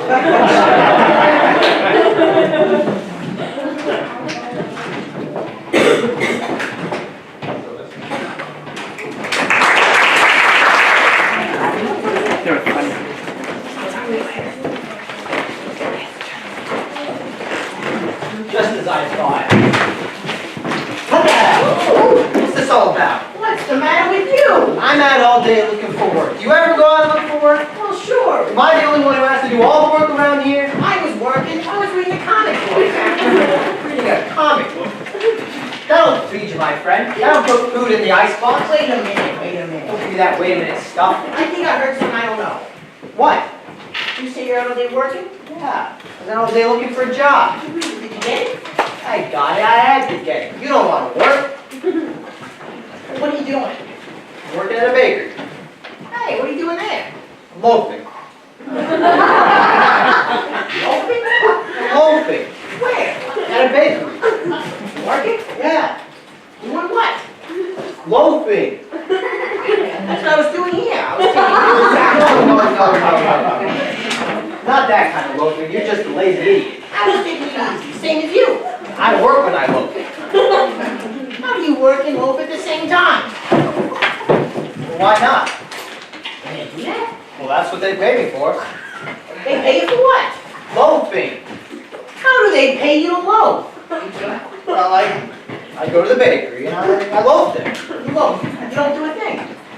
How much they pay you at the bakery store? $1.50 an hour. For loafing? I'm a union man. I belong to a union. I was loafing here and I didn't get nothing for it. I'm not supposed to get paid for that kind of loafing. Can I loaf there with you? Certainly not. You have to belong to a union first. You mean I gotta belong to a union in order to loaf? Of course. Are you supposed to loaf without belonging to a union? You know there's only union loafers? Well, certainly. Well, tell nobody I was loafing here without the union knowing. You weren't loafing. You got no dough. No dough? That's why I'm loafing, because I got no dough. No. You got dough, you could loaf. Then you go to the union to get a card. Then I gotta have dough to loaf? Of course. How are you supposed to loaf without no dough? Well, I'm trying. It's really hard. You can't do anything. Well, I can't retire now. I gotta have a job. I'll tell you what. You come down to the bakery and I'll teach you how to loaf. And I mean real loafing, none of this. Here. I never told you this, Lou, but I actually come from a whole family of loafers. No kidding. Yeah, my father was actually a bigger loafer than I am. What? Yeah, he was the biggest loafer in the family. I think you're a bigger loafer than your father. Well, I know that because he taught me everything I know about loafing. I know you're a bigger loafer than your father. Oh, sure. You're a bigger loafer than me, too, ain't you? You're no loafer. I'm not. No, you're just a lazy, good-for-nothing, whatever you are. What? How can you call me lazy? You just said you're a loafer, not me. Well, I get paid for loafing, you don't. That's what I don't understand. Working at a bakery store, get paid $1.50 an hour. That's right. I don't understand that. Don't understand. What's not to understand? You working and loafing and get paid for it. Wait a minute. Can I get a job there with you? No. Can't get a job there? No. How can you get a job at the bakery if you don't belong to a union? All you do is talk. You don't say nothing. Loafing. I don't say nothing. No. Here. Here's the strategy, all right? You go to the union. The union gives you a card. You get a card, go to the bakery. Go to the bakery. Now he gives you the dough. Now you need the dough first. You need the dough? Oh, I need the dough. Of course, you need the dough in order to loaf. You need the dough in order to loaf? Certainly, how are you supposed to loaf without no dough? Well, give me some dough and I guess I need a joint. You can't get any dough without a baker. I have one question for you. What? What makes balloons go up? Hot air. What's holding you down? I pulled a joke. Come on, let's get you a job. Don't forget your comic book, of course.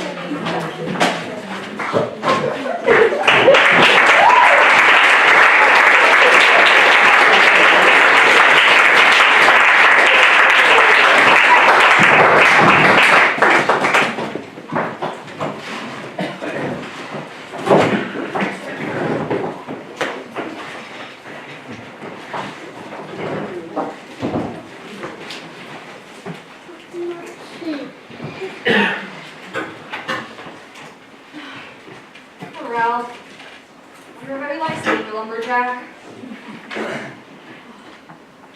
What's inside this box? Shows Lone Ranger mask. Ralph Sam's been gun. Oh, John's baby from the Great Gildersleeve.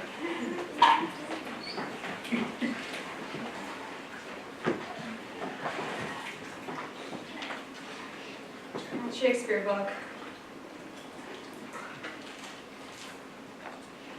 dearest Rose. It's my name. Rose Benyatta, and it's not just as sweet. Nor the sweetest man there will look for me. Remember this, to thine own self be true.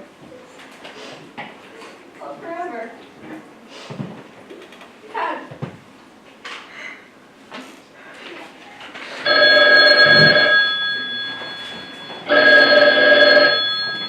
Hi, this is Rose. Hi, Rose, it's Bill. You all right? Your voice sounds a bit off. Oh, I'm all right. I was just thinking about Dad and finally I choked up.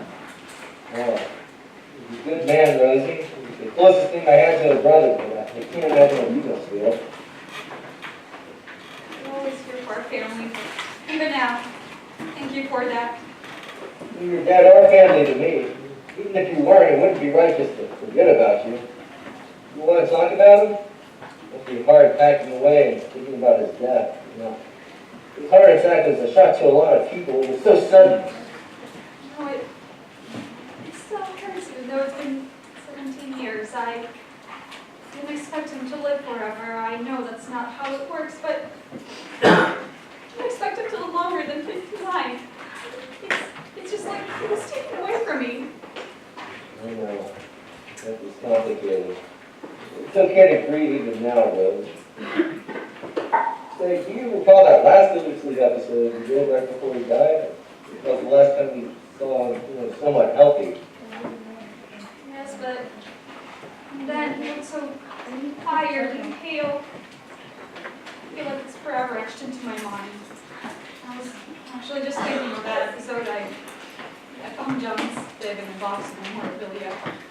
John was pretty funny as a baby. It was. You did a great job too. Thanks. So, how are you feeling about all the changes? Getting a fresh start? Honestly, better now that I know what's ahead, but I do feel guilty for leaving it all behind. It feels wrong. Bill, can I ask you a question? For sure. What is it? Do you reckon my dad would have made the same decision to sell the radio station like I did? Some days I have serious doubts this was the right choice. I think he would have done what was best for himself and his family. That's what you're doing. I don't think he would be upset with you on the contrary. He'd be proud of you for taking on this new venture, for moving on. Yes, you're right. I usually am. Anyhow, thank you. But enough of this sad business. Just tell me things are a bit more cheery in Atlanta than they are in New York. Well, Atlanta's great. The TV station I'm working for is doing really well. The rumors I may be promoted to vice president of the station soon. Really? Congratulations. Well, it hasn't happened yet, but I do have my suspicions it'll probably happen after the new year. Well, that's the big house for Christmas. Oh, as good as any, I suppose. It was never the same without Dad and everyone else, but I do enjoy the atmosphere. How was yours? Well, talking about moving out, so I spent it in Arizona with Jonah's wife. We had a good time. A little different than what we used to, but it was fine altogether. Arizona. Why Arizona out of all places? Joe inherited the copper mine from his grandfather. Sounds fascinating. Oh, he loves it. That's what he was born to do. Joe, sounds like something that he would say. I can't recall the last time I talked to him. I think it might have been at John's funeral 2 years ago. Yeah, I think that was the last time all of us were together. The car accident took us all by surprise, too. I miss John. I always made me laugh. You know, as I look around the station, it's almost as if I could feel every crack, every small memory. Everyone is still here. Leaving it all behind just feels like so much loss, especially today. No, Rose, your dad always used to say, praising what's lost makes the remembrance dear. I never liked Shakespeare too much, but that was a line from one of his favorite plays, All's Well That Ends Well. No wonder he took a liking to it. I think it can serve as a lesson to us all, especially you. When you take this adventure in your life, don't dwell on the sadness of your father's and John's death. Focus on the memories that bring you joy. Like John and a baby Bill. Definitely that. Thank you for taking the time to call, Bill. Of course, Rose. Family takes care of family. Let me know if you need anything once you get up to Binghamton. Oh, speaking of Bennington, I need to get going. Oh, of course. Safe travels. Thank you. Oh, and Bill, Yes? don't forget to call more often. You're family after all. Right, I will. Bye, Rosie. Bye, Bill.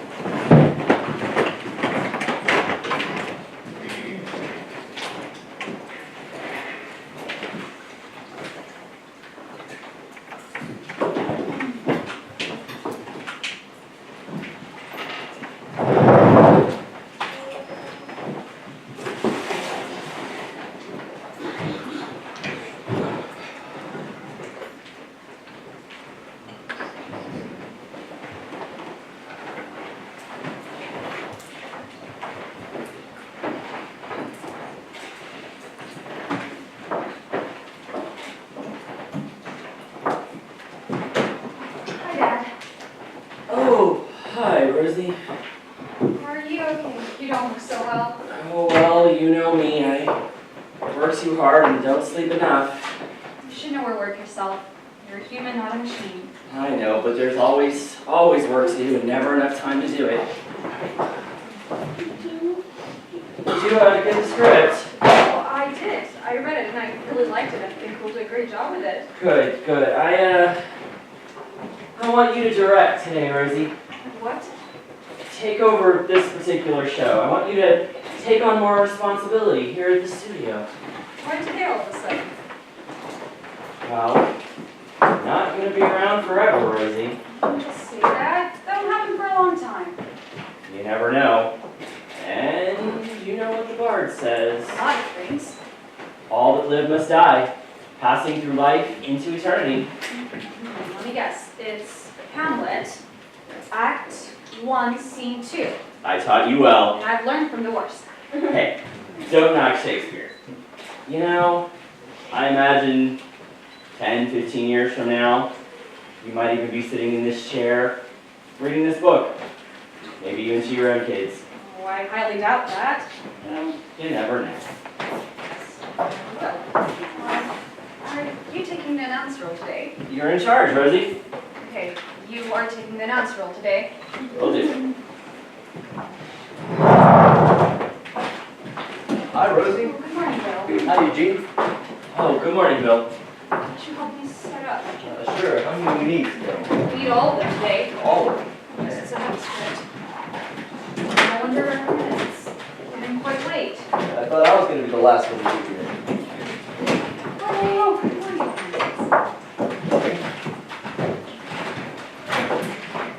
Good morning, Princess.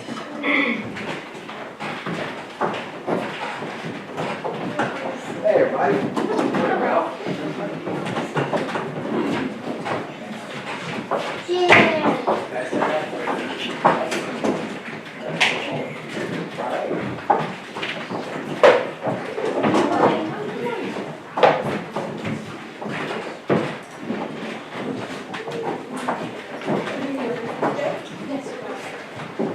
Bill, can I ask you a question?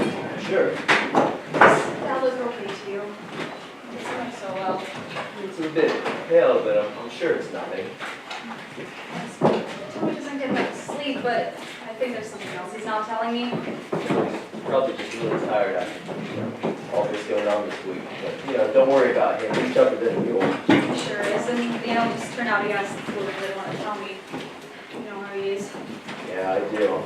I'm sure that's what it is, but it's probably still nothing. Right. I'm worried. I don't know what I'd do if anything happened to him. You don't have to worry. You always have family here. Alright. Family takes care of family. Thank you. Let's see it.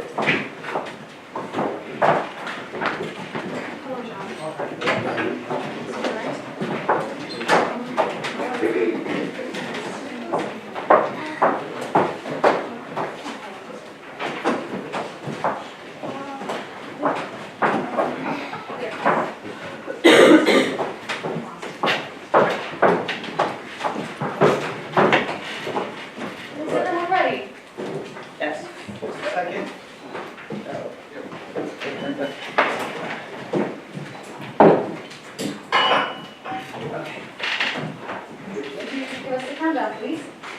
Sure thing. 5 and 10, 9, 8, 7, 6, 5, 4. The Kraft Food Company presents Bill Cox as the Great Gildersleeve.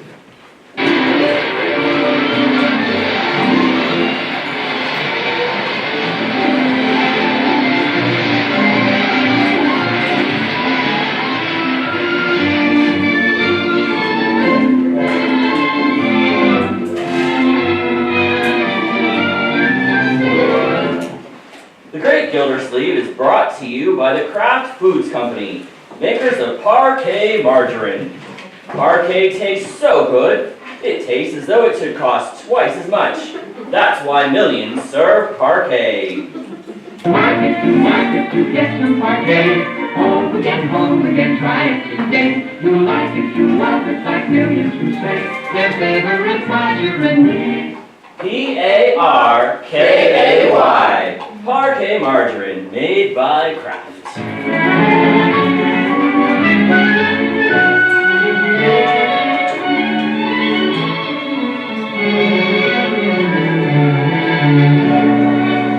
Well, let's see what's going on in Summerfield. Vacation time is over for the Great Gildersleeve and his little family. The great man is back in the job as water commissioner. Marjorie has fully recovered from her summer romance, and Leroy's sunburned nose has peeled for the third time.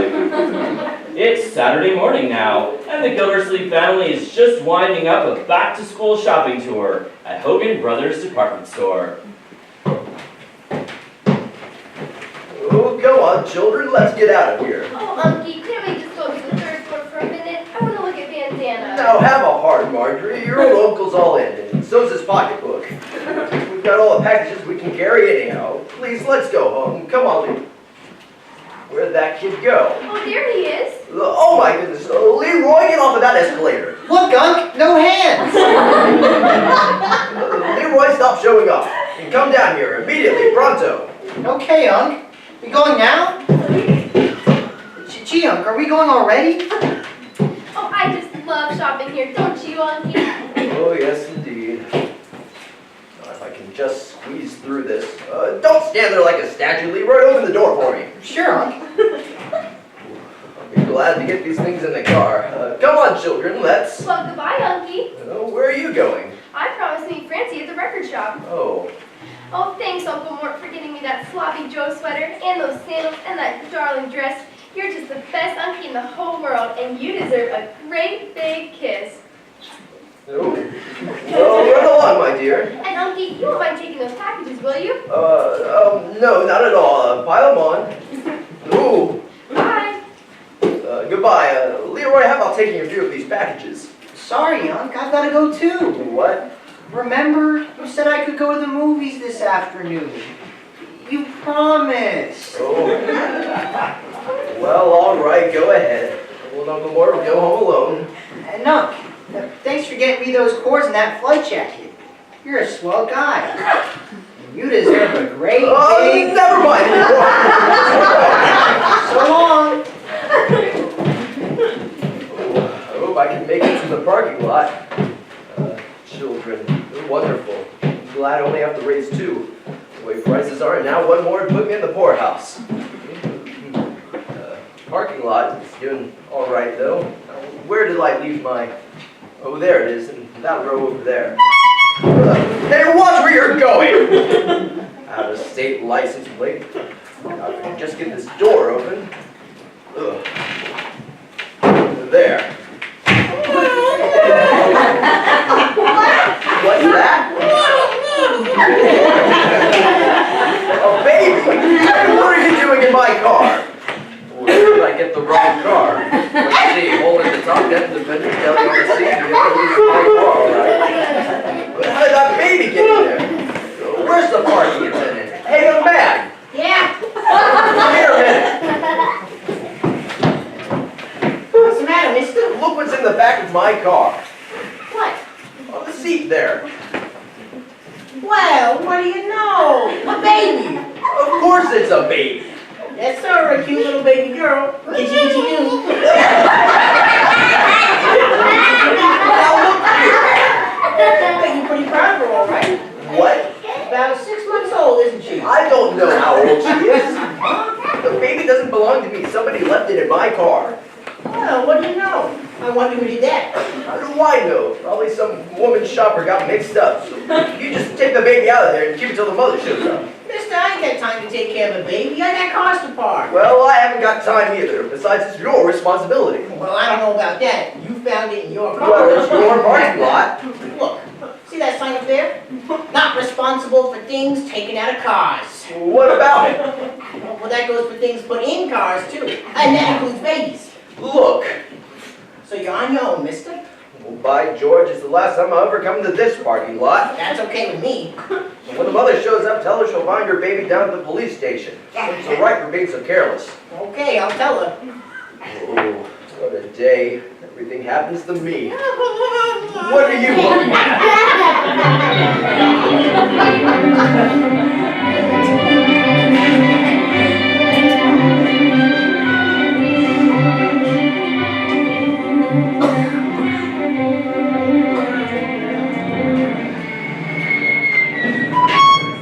Well, here we are, baby. This is where you get off. You're a little young to be going to a police station. Don't worry, you won't be here long. Your mom will come and get you. Oh, how do you pick up a baby? Come on, hold still now. Oh, baby, stop wiggling. There, Daisy. Oh, now I got you. Oh, baby, you've got your little finger in my eye. Wasn't for that. Oh, I forgot your bottle. There. Now if I can just kick this door closed. There. Say, you're a heavy little rascal. Oh my goodness, the bottle's upside down. I got milk on my shoe. Oh well, need to shine anyhow. Don't you worry, now Chief Gabe will take good care of you. There he is. See him? That fat fellow behind the desk. Oh, Chief. Well, hello, Mr. Well, what have you got there, Commissioner? Well, what are you doing? A little baby sitting on the side?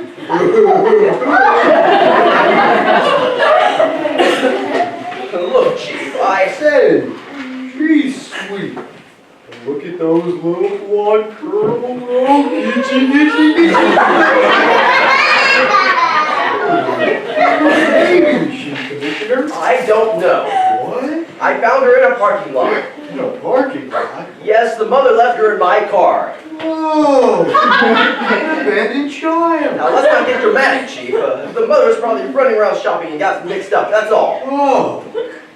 Well, she certainly is sweet. Yes, yes. You know, you wouldn't believe this, Mr. Gildersleeve, but I had curls like that when I was a baby. Very interesting. And that's a fact. Why, everybody thought I looked like a girl. Well, you certainly changed, brother. Well, Chief, I've got to be running along. You just keep the baby here until the mother shows up. Here's her bottle in case she gets... Now, wait a minute, Commissioner. I can't take that baby. Why not? The police station is no place for a baby. You wouldn't want her associating with, you know, criminals at her age. Oh, for goodness sake, she's not going to turn into a pickpocket in one day. I'm sorry, Commissioner, but no can do. That's ridiculous. You always take lost kids to a police station. Oh, no, not this one. We don't have the proper facilities. What a baby really needs is a woman's care. Well, you used to look like a girl. Now, Commissioner, I tell you what, you just take baby kids home. Home? And that's right. And Bertie can take care of it until you hear from us. But Chief! That's an order from the police department. Goodbye, Mr. Gildersleeve. Ooh. Goodbye, baby kids. Gitchy, gitchy, goo. Oh, gitchy goo yourself. Judge Hooker's got to help me out on this. He's supposed to be my lawyer. Yes, I know you're a nice little lady, but I just can't take you home. Come in. Well, hello, Gildy. Well, a baby. how'd you guess? Well, I must say you make a very fine nursemaid. Skip the so-called humor, Judge. My, she's a chubby little youngster. Hello there. Is that all anybody can say? Look, Horace, you've got to help me out. I found this baby and I know, Gildy. Chief Gates just phoned me. Oh, well, what am I going to do? I don't see why I should have to take care of her. How do I know when the mother will show up? Now keep cool, Gildy. Just sit down and relax. I'll sit down, but I won't relax. Hold still now, baby. Well, you're my lawyer, Judge. What do I do? Got it all worked out, Gildy. Well, first off, let's examine the facts. God, Judge, get to the point. Right now, the baby's in your possession. I don't need a lawyer to tell me that. And in the legal phraseology, possession is 9 points of the law. You mean I got to keep this baby? I thought you said you had it all worked out. I have. Your worries are over, Gildy. I'm going to take that little tyke off your hands. You are? Are you going to keep her? Well, not exactly. Miss Simpson runs a very fine foundling home a few miles out of town. I'll simply put the child in her care until the mother returns. That's wonderful, Judge. I don't know how to thank you, old friend. Oh, that's all right, Gildy. That's what friends are for. You're true blue, Horace. I'm sorry I've called you harsh names in the past, like windbag and old bag of bones. Don't mention it. And I'm sorry that I've sometimes referred to you as, fatty face. That's all right. Well, I'll be going. Here's the baby, Horace. Oh, I can't take her now, Gildy. What? Well, it'll take several days to get her to the home. Several days? Well, they're overcrowded, and there'll be forms to fill out, red tape. So you just take the baby home. But, Judge! Now, don't worry, Gildy. It won't take me long. By the time she gets in, she'll have a family of her own. Gildy! You old windbag? Bag of bones? Well, that's all right, baby. Don't cry now. I'm going to take you home.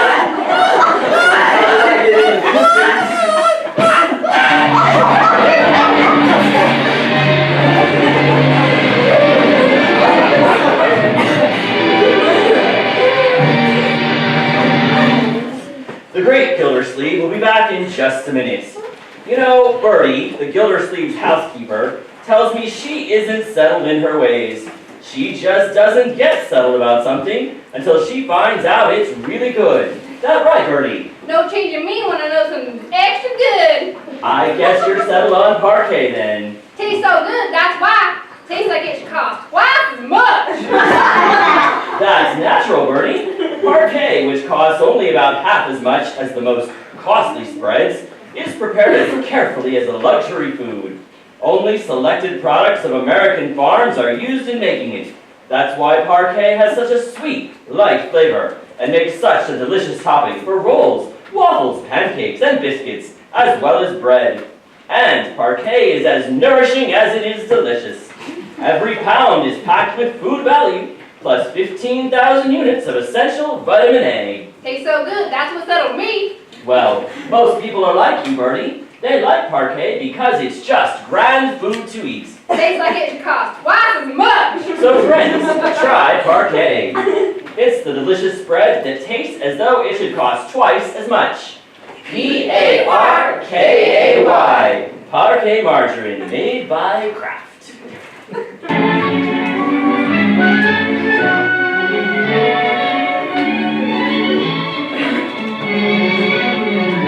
Well, it's late afternoon now, and the great Gildersleeve still has a little visitor at his house. The little stranger has made herself right at home in the living room. Right now, she is contentedly surveying the world from the bottom of a clothes basket. Oh, hello, little sweetheart. Hello, little blue eyes. Marjorie, now get away from that baby. You've been bothering it all afternoon. Oh, Auntie, can I pick her up and hold her just once more? Please, Margie, just leave her there in the basket. Maybe she'll go to sleep. Oh, all right, Uncle Mort. Oh, I'm going to get married and have a baby girl just like her. Yes, well, maybe you better finish high school first. You'll have plenty of time to. That must be Chief Gates. Make your mother's turn up. It's about time. Hello? Hello, Mr. Gildersleeve. Hello, Chief. Is the mother down there? Nope. Oh, He hasn't shown up all day. shame. You know what I think, Commissioner? I don't think she's coming back. That's certainly using your head, Chief. That's what I get paid for. Chief, you've got to do something. Send your men out and find her. Oh, don't worry, just sit tight. Sit tight. And Commissioner, Yes. give my love to babykins. Oh, goodbye.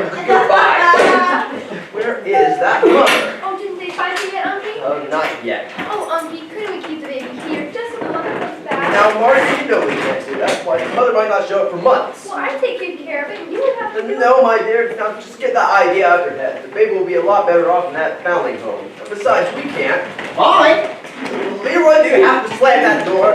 what a movie, huh? You should have seen old Tex clean those cattle rustlers. Bang, bang! Leroy! Be quiet, the baby's trying to sleep. Oh, yeah, old Tex should... Baby? It is a baby. Where'd it come from? Unky found it in a parking lot. Huh? We're just keeping it for somebody. Keeping it for somebody? Who? I don't know. What?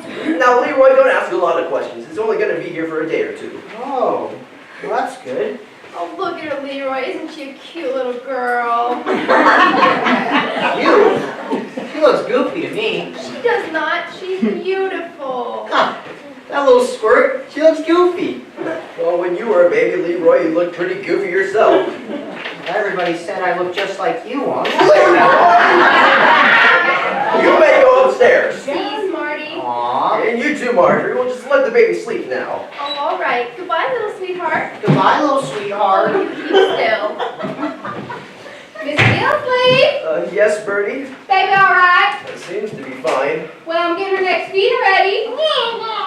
Yes, you must have heard me. Look at her, Mr. Gilsleeve. Isn't that the prettiest thing you ever saw? Yes. By the way, Bertie, there's no sign of the mother yet. Oh, that's a shame. Looks like we may have to keep the baby for a few days. That's nice, Mr. Gilsleeve. I was going to hate to see her go. As far as I'm concerned, we could just keep her here forever. Well, we couldn't do that, Bertie. I'm afraid we're going to have to let that judge put her in that foundling home. Oh. What's the matter? You do think that's the best place for her, don't you? Well, if you say so, if it was up to me, I wouldn't let that child go to no home. I keep it right here with us. But it ain't up to me. It's up to you. But Bertie, this baby isn't our responsibility. You know that. Yes, sir, I know that. But it ain't up to me. It's up to you. But Bertie... If it was up to me, stay right here in that clothes basket. But it ain't up to me. Look, Bertie. No, sir, it's up to you. Oh, I wish it wasn't up to me. Why does everybody have to be so unreasonable? Got all I can do just to raise Leroy and Marjorie. Yoo-hoo, Throckmorton! Oh, Adeline, come in. Throckmorton, what's this thing here about you finding a... Oh, there she is, in a clothes basket. Isn't she cunning? Yes, she is. Look at those pink cheeks. You're just a regular little peach blossom, that's what you is. Kitty-kitty-doo! Throckmorton, you're wonderful. What? The two there just a little way. Well, Yes, indeed. But you're just a knight in shining armor. I am? Yes, sir. I can just see you rescuing that little child and riding away on your white horse. Well, not a horse exactly, just an old Studebaker.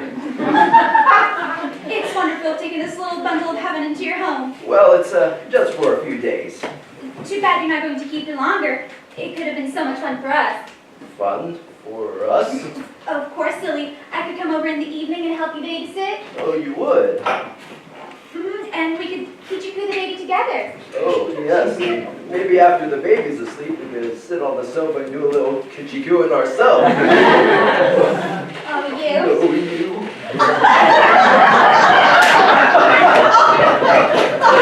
Gordon. Yes? You know, I just thought of something. What's that? After a while, maybe we get so used to the baby, we'd want to keep it for our very own. What?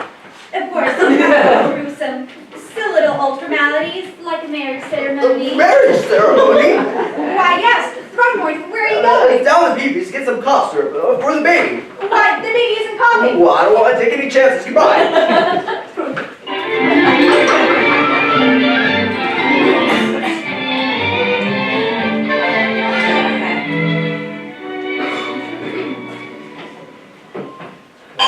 Hello, Peepee. Well, hello, Mr. Gildersleeve. Mr. Gildersleeve. Yes?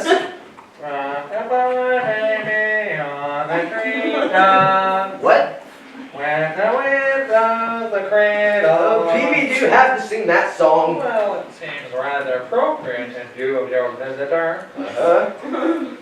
And according to the judge, she's quite an attractive little tot. Yes, yes. There's nothing can get under your skin like a baby can. Like a baby can. Oh, that's a little witticism. They sometimes call babies baby can. I know, Phoebe. I thought it was rather humorous. Baby can, baby can. All right. You know, Peavy, people can be awfully unreasonable sometimes. Well, some people can be, I guess. Just because I found this baby, everybody thinks I ought to keep her. Now, let me ask you something. All right. Suppose you found this baby in a parking lot. Well, that can happen to me, Mr. Gildersleeve. Why not? I never go to a parking lot. I always park in the alley to the corner. All right, but say you did find this baby and took it home, what would you do? Well, first of all, I have to explain it to Mrs. Peavy. Can't you leave Mrs. Peavy out of this? Mr. Gildersleeve, we do not know Mrs. Peavy. Tell me one thing, would you keep her or send her away? Oh, Mrs. Peavy? Well, send Mrs. Peavy away. I have to give that one a little thought. Well, it has its points, all right. Oh, I don't know why I came in here. Peavy, you're a big help. Well, no, I wouldn't say that. Well, I wouldn't either. I'll figure this out by myself. Oh, Mr. Gildersleeve, if you really want my advice, Yes, Peavy? after this, I'd park your car in the alley. Oh.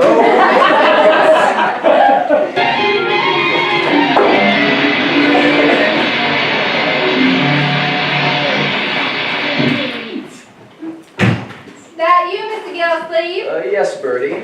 Got some news for you. Gonna make you happy. You have? What's that? Judge phone said he fixed things for that baby to go that home tonight. He did? Yes, sir. He's coming over to get her right now. Well, that's fine. Yes, sir.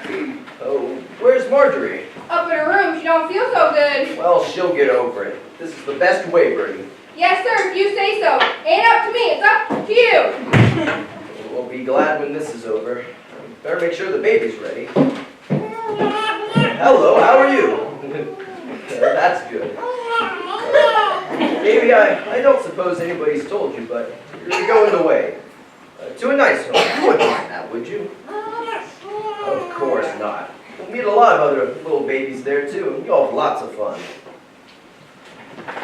Gee, you are cute. Baby, you understand, don't you? You know I don't want to send you away, but it's for your own good. You'll be happy there.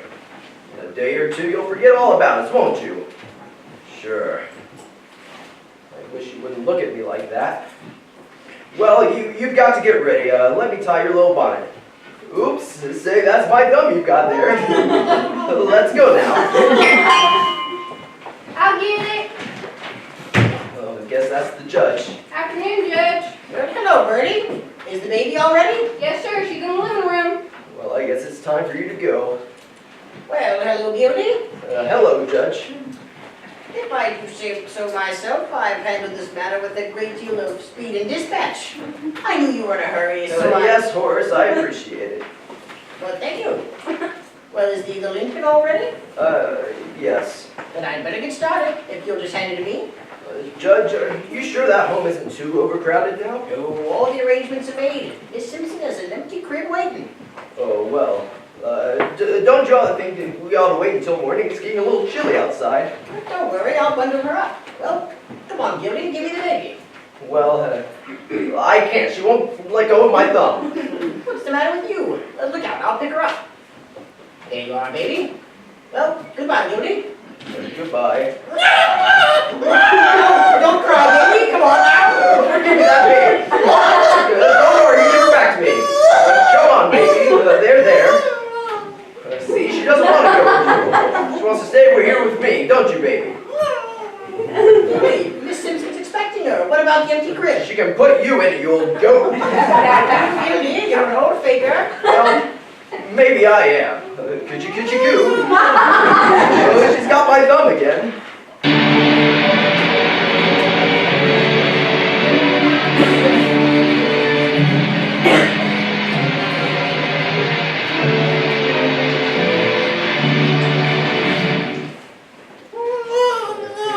Come on now, give old Uncle Throckmorton a great big smile. That's right. Mr. Gildersleeve, you better get started now. You're gonna be late for work. Yes, Bertie, I guess so. Well, And on the way home tonight, would you mind stopping at the Hogan Brothers and getting a few things? the Hogan Brothers, I just went shopping there. Yes, sir, but you got additions to the family now, and she needs a lot of things. Here's a list. Oh, thanks. Let's see here. Crib, 2 blankets, 6 nightshirts, baby dresses. Oh, didn't know babies were so expensive. Oh, well, what the heck? They're worth it. That's where my money goes, to buy my baby clothes.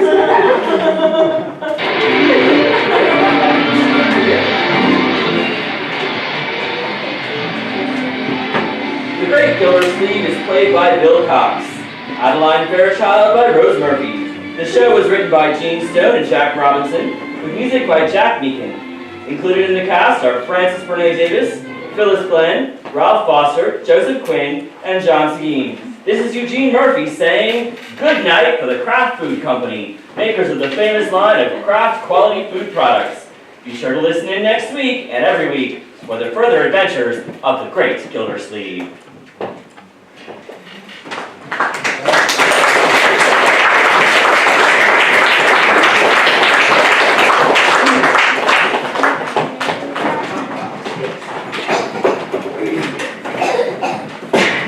Go back here. Okay. Bye. Good show, everyone. Good show.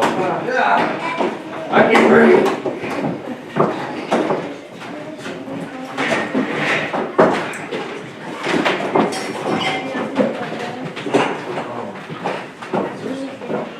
See you guys tomorrow. Great. I'll see you tomorrow.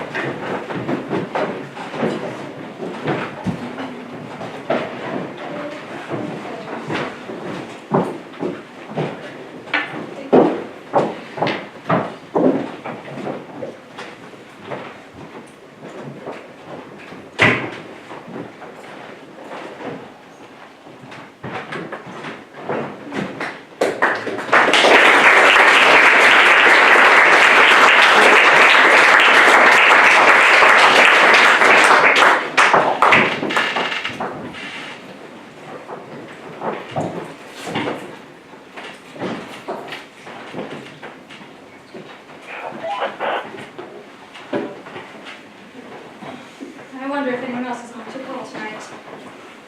Oh, how did you get to the 8 already? Did you get going?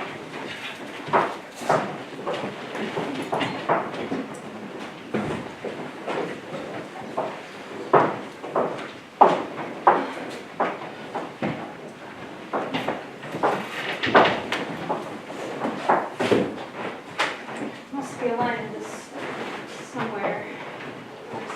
Oh, but whether we shall meet again, I know not. Therefore, our everlasting farewell take. Forever and forever, farewell. If we shall meet again, why we shall smile.